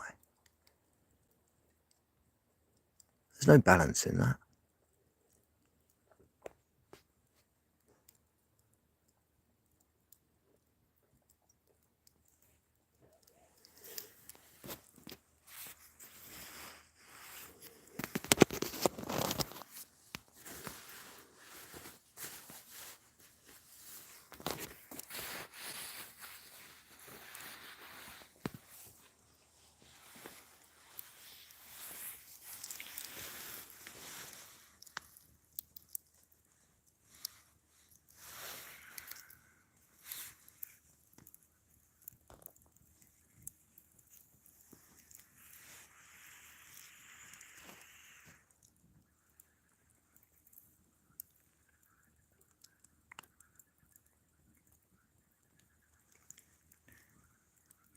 good, isn't it, Denise? It's my shield of empathy.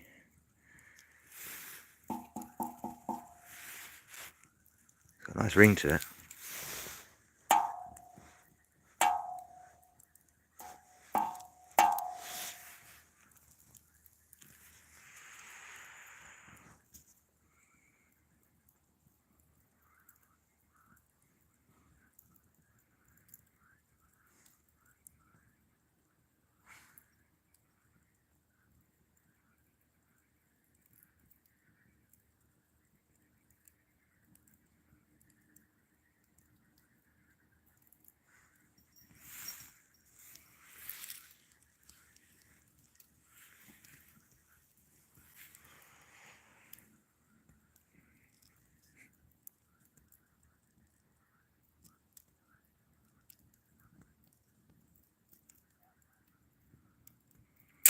Oh, that's very kind, Shirley. Listen, my tree work stuff. Yeah, I haven't been up a tree for a good 3 weeks actually. Because tree work really goes in seasons, you know, and a lot of the stuff can be done on the ground. I've kind of stepped away from the big takedowns. I'm getting too old for them. I leave them to the younger boys. I'm more about the aesthetics and looking after the trees instead of taking them completely out. That's a big job. But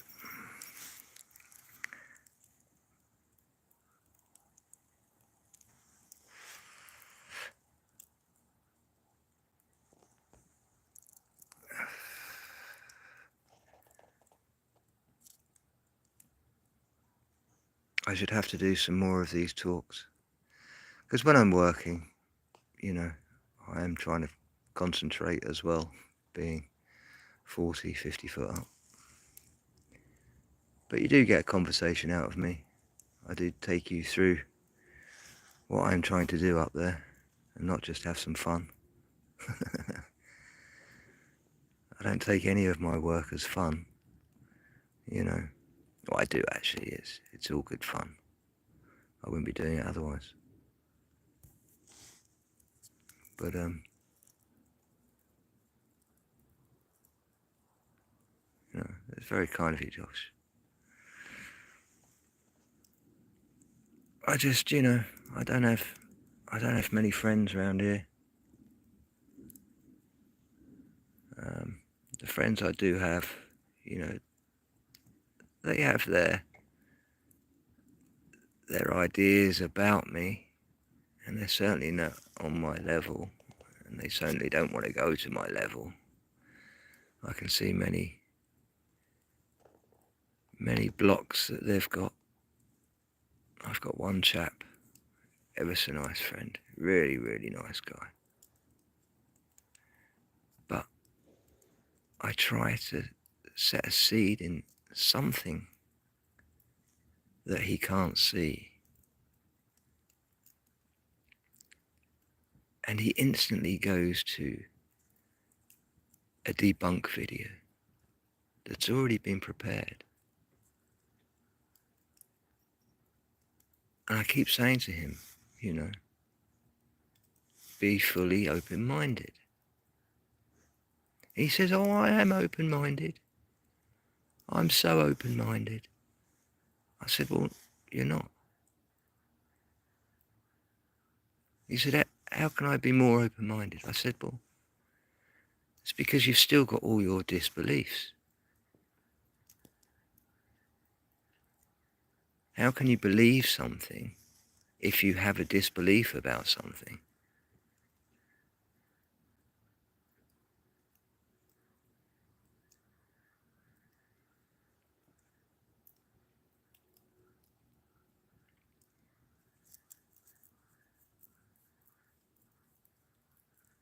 And I don't force anything on anyone. I just drop some seeds. You know, and it's as if they're inquiring. He comes back and says, oh, you know, you still think this? Of course I still think this.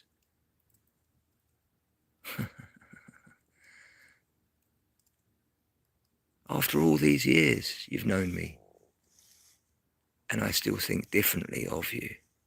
Maybe, just maybe, what you think, there is a different perspective on it.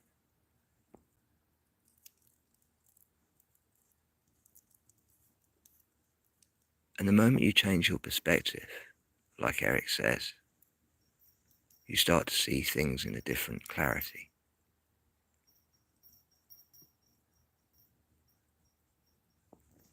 And when one thing is true,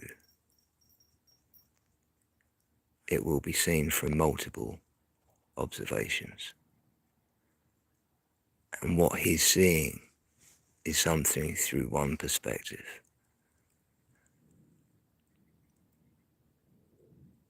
And a lot of things that are in the mainstream are of one perspective. And this is what I'm trying to say.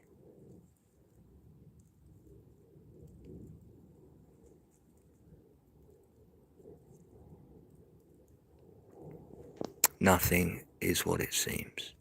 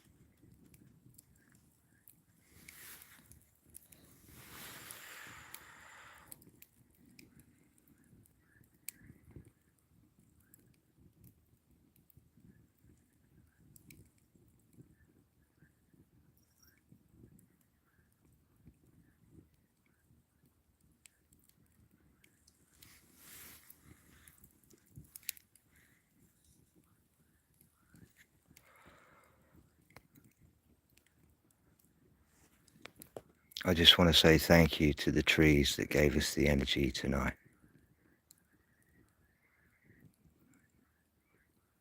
Transform its beauty into fire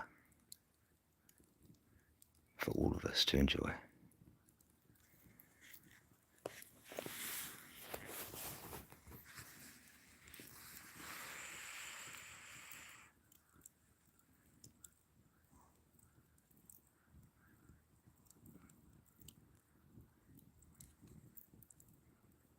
Hey Josh, that's so kind.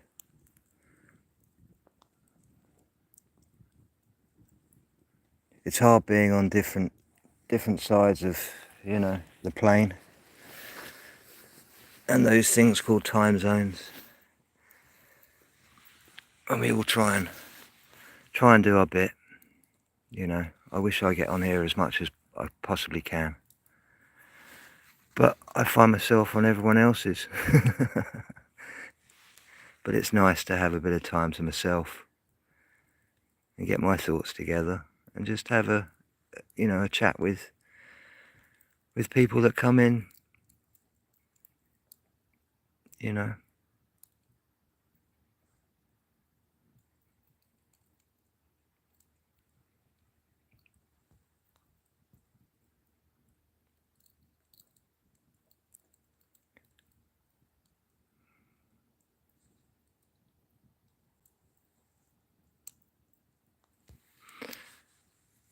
Yeah, for sure, B.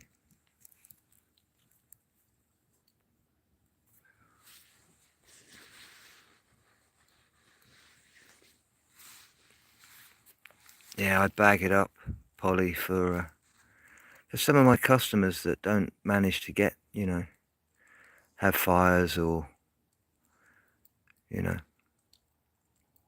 lot of people in town, especially in Brighton and Lewis, some people only have a very small yard in the back there, so I try and recycle as much as I possibly can.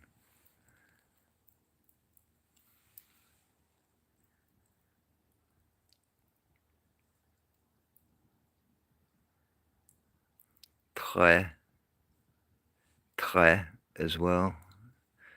3, the trilogy,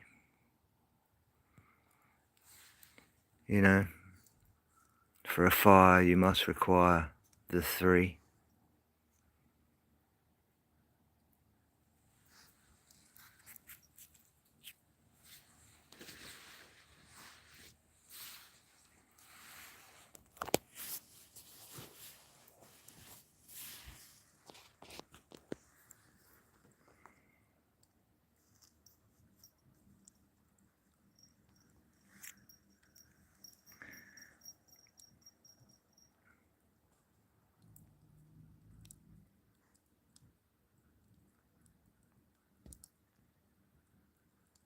Well, exactly that, B.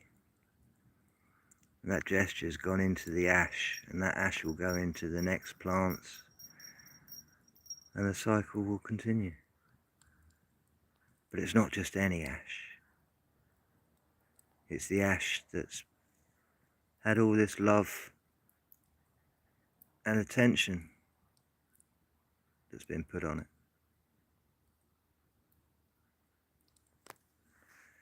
It's kind of a win-win situation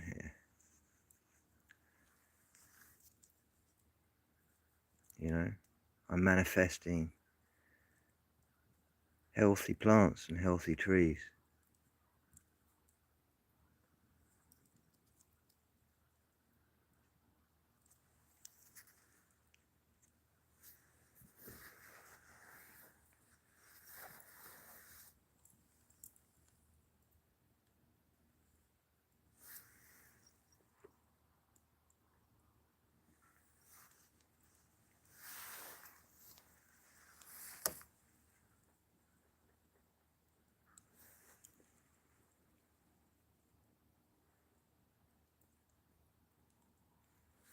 Exactly that, Denise. Attention is the highest form of currency. Exactly.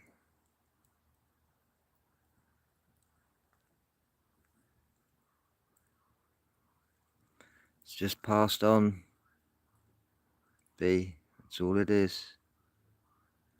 Pass it on.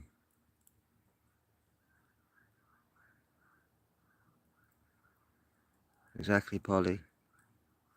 The full cycle.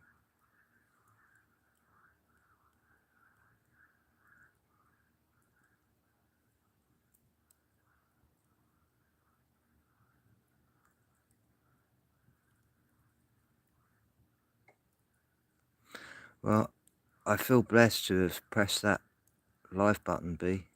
I wasn't going to for some reason. But then during Yogi's live,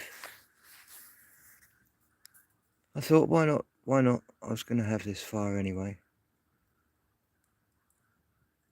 I thought you could all share it with me.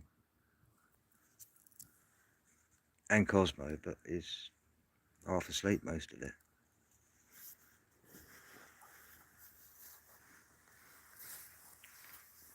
But my next fire will be at the new place, which will be interesting.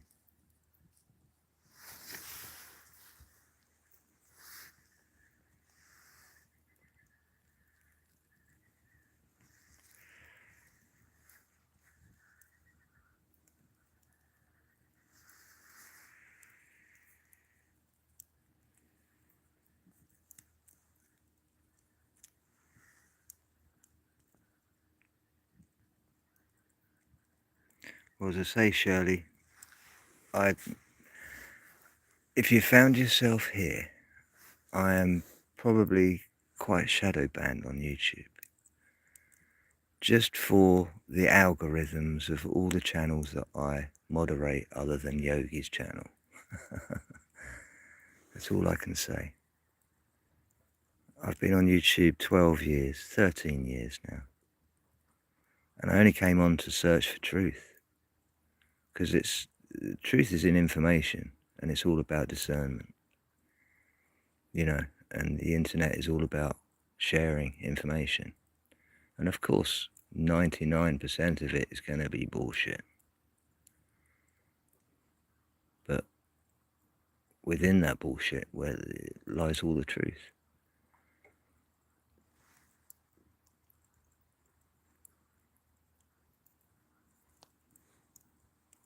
No, Bumblebee. No. There'll be kebabs.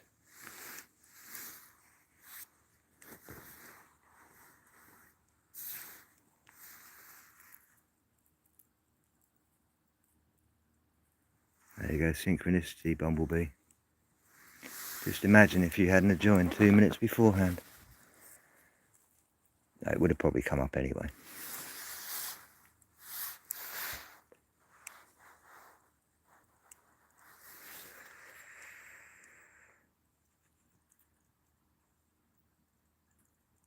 Well, B, that's another way. Looking in a candle is a way of self-hypnosis.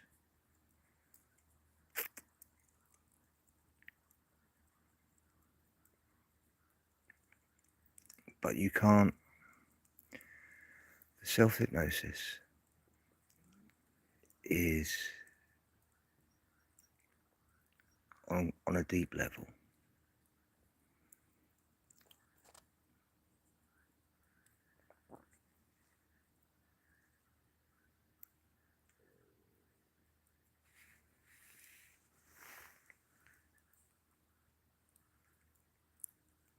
Ah,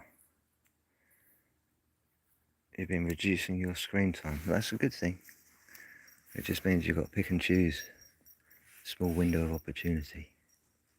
I'm glad you definitely made it then. Josh, you actually saw me while scrolling. It wasn't on all.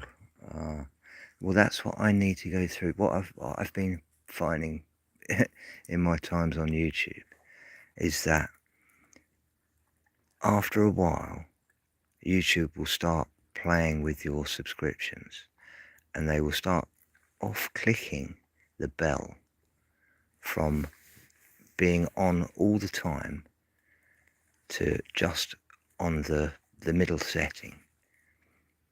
And then if you haven't visited those channels because it hasn't notified you, within, I think it's maybe 10 times that they've gone live, they will then unsubscribe you from that channel. It's all part of the algorithm to keep you and the channels that you're subscribed to pumping.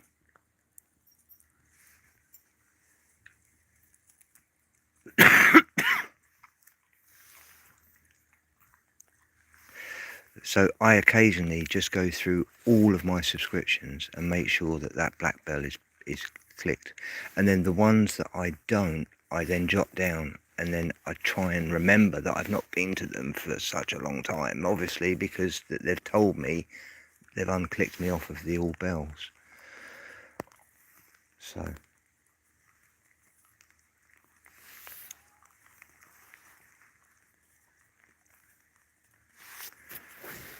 yeah, YouTube's like that. It does its own clearing up operation.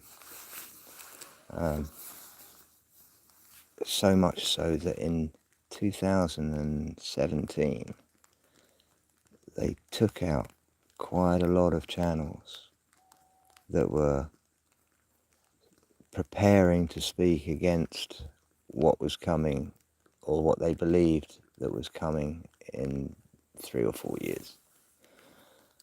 a preemptive strike, as it were. Lucky enough, a few percentage of those had backup channels, and they managed to swerve around what was incoming, but a lot of them never made it. You know, I go through my subscription list in 2020, and I had so many blank deleted. It was unbelievable.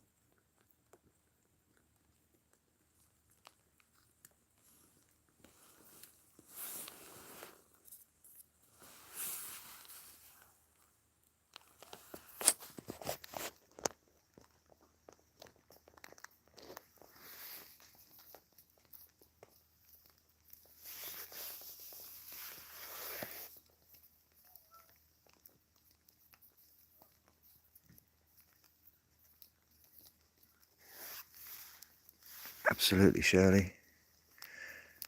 It's how we react to it, you know.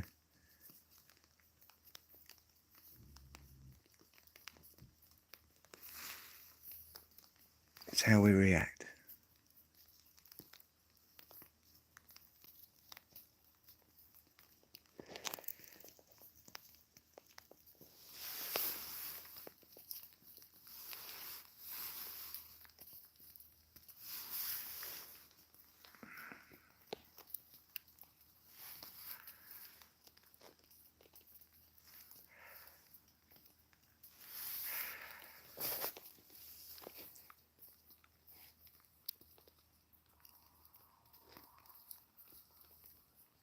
I think I've told B this a few times, but I was brought up with a silver spoon in my mouth. I can say that. Put my hands up. You know, I came from a very well. My parents worked hard for it. Don't get me wrong. They came from a poor background, but you know, they gave me everything that I needed and more. And I was struggling with that until I was about 8 or 9. And then started seeing that, you know, everything was material. And my friends weren't really my friends. They just wanted the material things I had as a friend. So it was all about energy, you know. And I battled with that until I left home when I was 16, much to my parents' shock. And they were like, yeah, I'll test you then, son. Go on then. Make you know, it's all path in gold for you. And I said, fuck 'em, you know, in a nice way. And I was battling the fact that, you know,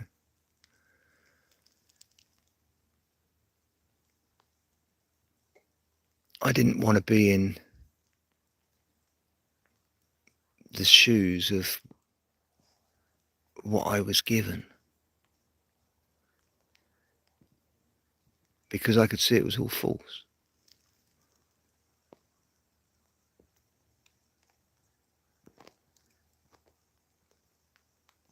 So I started off with nothing, literally. You know, I spoke with a really posh voice without a penny in my pocket. So I had to learn how to duck and dive.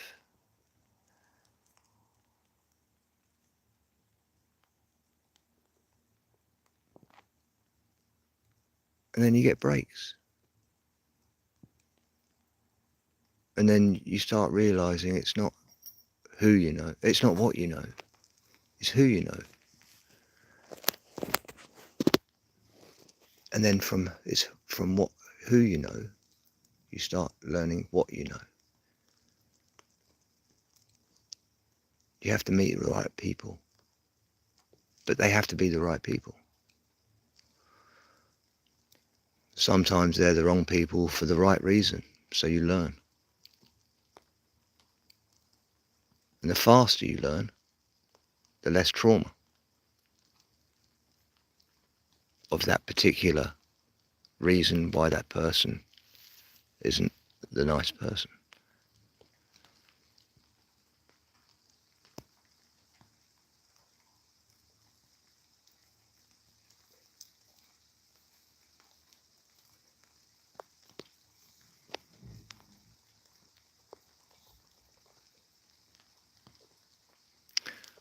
Well, believe it or not, it's just started to rain. So, the 6 days we've not had rain,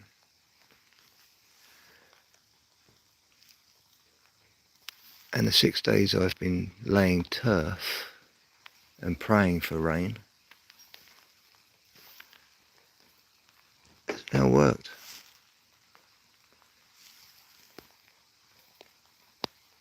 That's going to please the customers tomorrow when I call them up.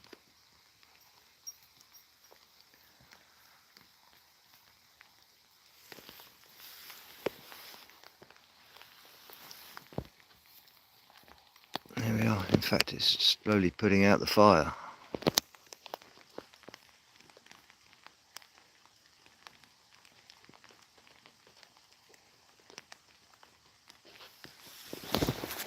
Cosmo doesn't like the rain, do you? You like it when it really rains, but you don't like the silly little rain, do you? Do you? No, you don't. You had enough now. You want to go in? You want to go in? You want to go in?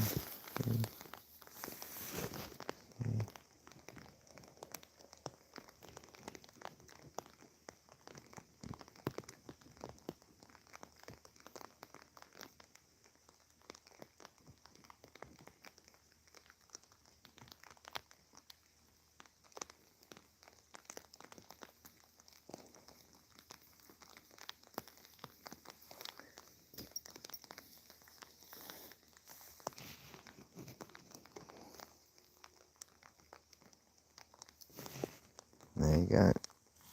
It's raining.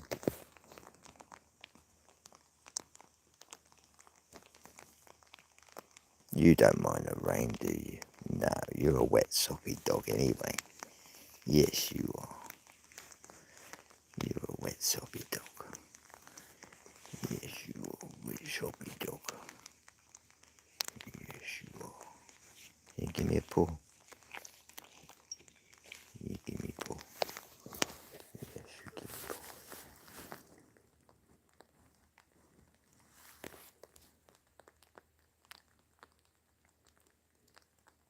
Don't give me the other paw. Give me the other paw. Give me the other paw.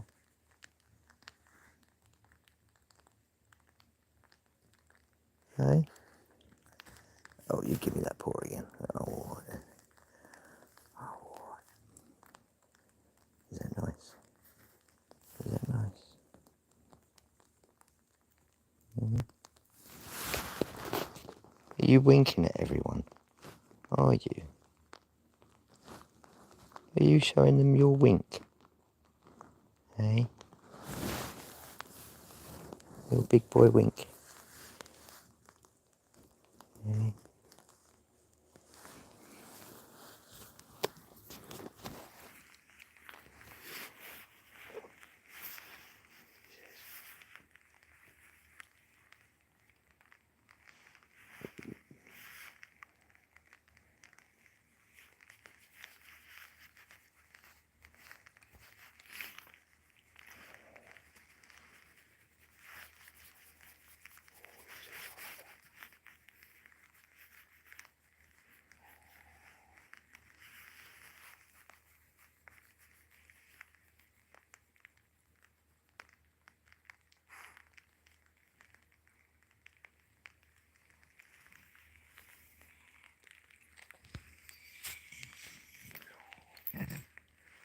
Yes, a grandpa.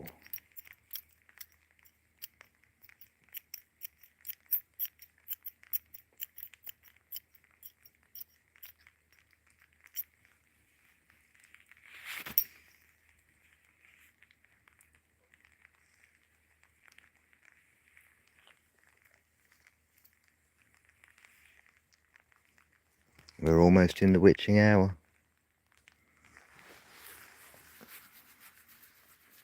Yeah.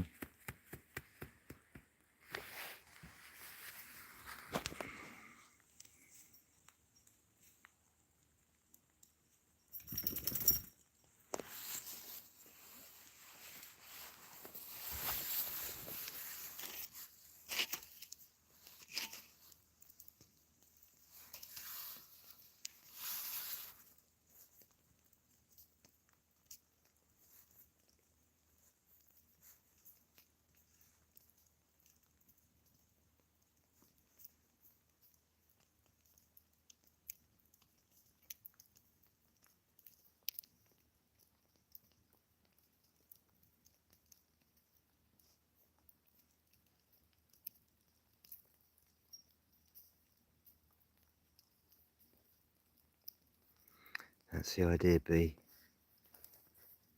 Nice and chilled. You get some good sleep.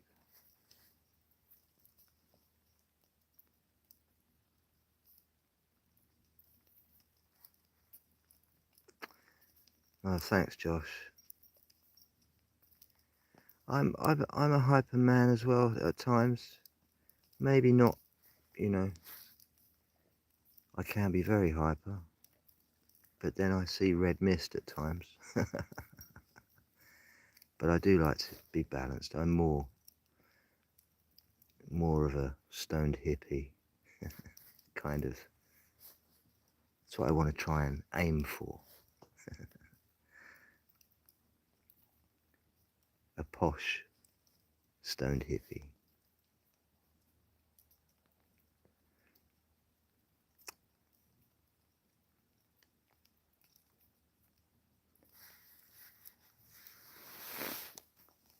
But occasionally my Essex accent will come out.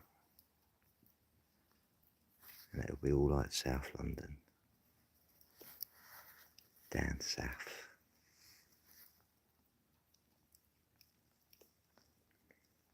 Portrayed in many of the gangster movies. But then that's all linked again. The Essex boys. The Essex boys have always had a bad rap.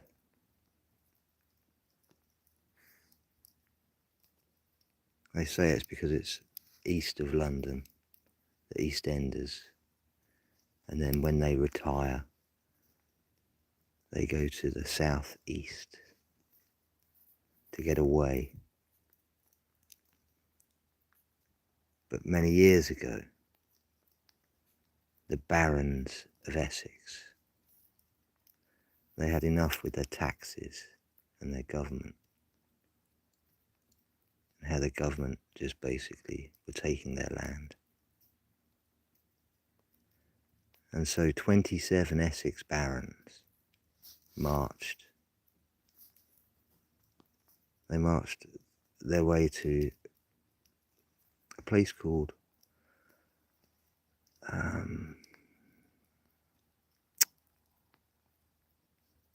it was a place called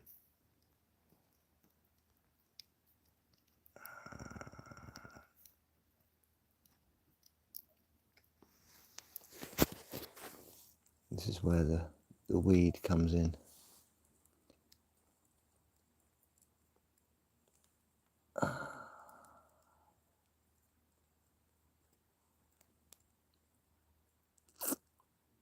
It's where they signed the Magna Carta. Rallymead. I knew it was there somewhere. This is where we get the word rally from. When we rally together. We met at Rallymead. And we basically overthrew the government. And we got the common law put together and signed in the Magna Carta.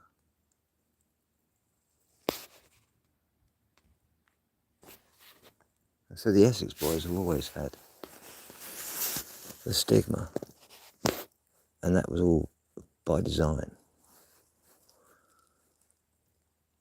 because we went against the grain.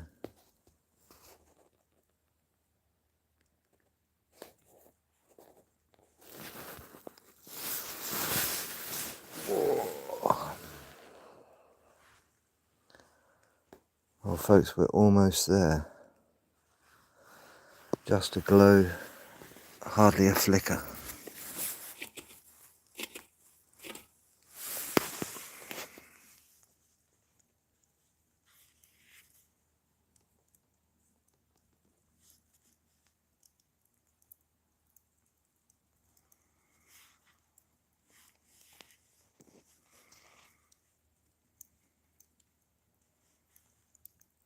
Maybe there's a few little flickers left.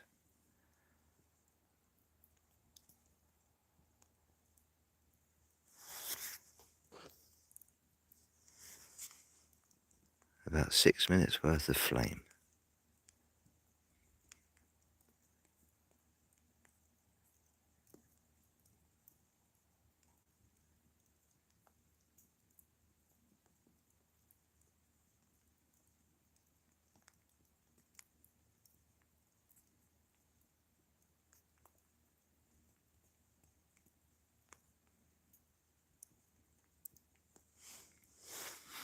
No, Danny, I'm in England, on the south coast.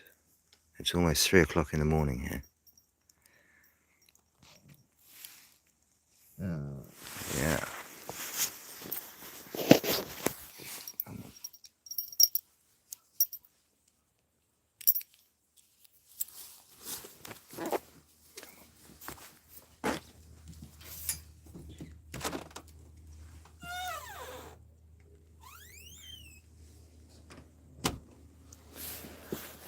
Right, that's one dog inside. I've just got to wait for the last cat, if he shows himself. Otherwise he's out hunting for the next 4 hours until I'm up again. So yes.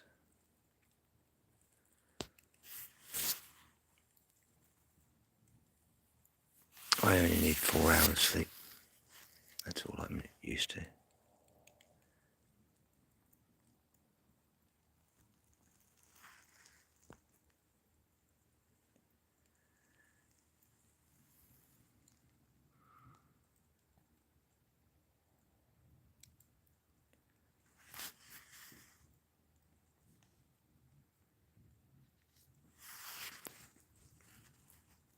Well, we had 27 today in the south, which is 70,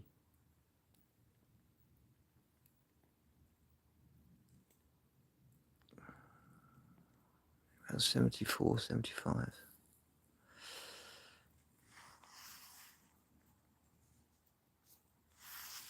And for May, 1st of May in the UK, we're used to the end of the April showers. We've not really had any rain. I mean, the north has had rain. I say north of Watford Gap. But the south here has been bone dry. Hence why I've asked for a little bit of rain.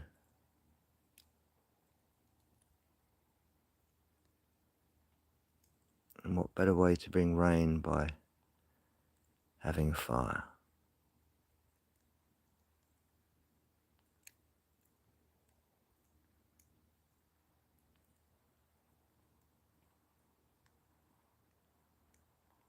You know, it's a lot of things have to be said about opposites attract.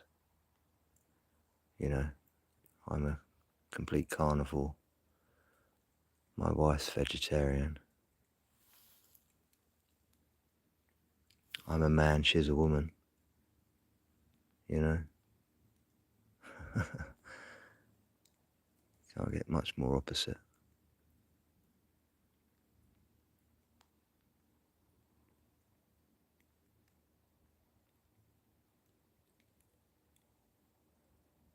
yet no matter what colour skin you have,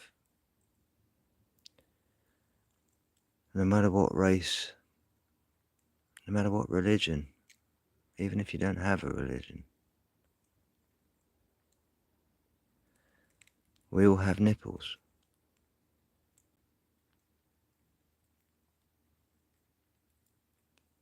Even that in itself just shows that we are all one.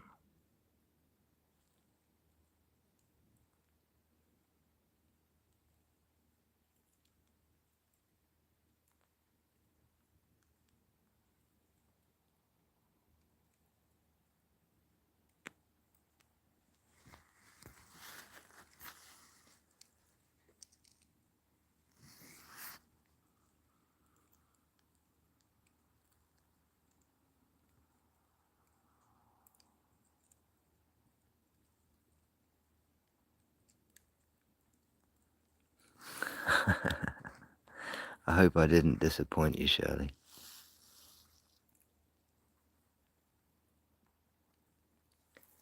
But you can't say it's not true. And all I do try is to say the truth.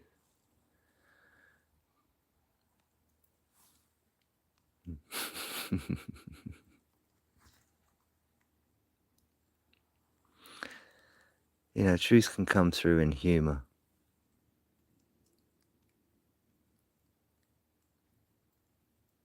I think that's half of it, you know. When you realise something is truth, you kind of giggle because you can't believe how duped you were for not thinking it.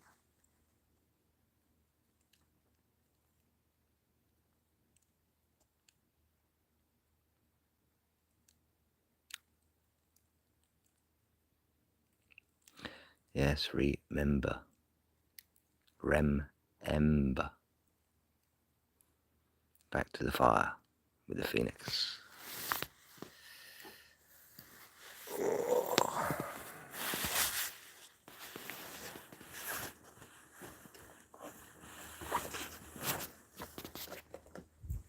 Right. I'm going to say goodnight.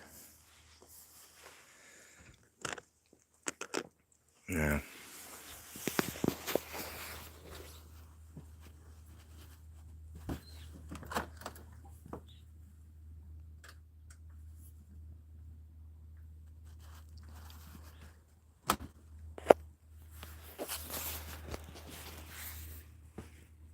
there is just the glow of what we had earlier. That burning bright light.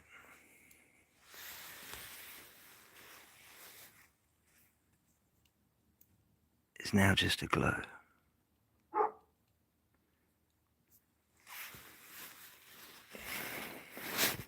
Good night, folks. I love everyone.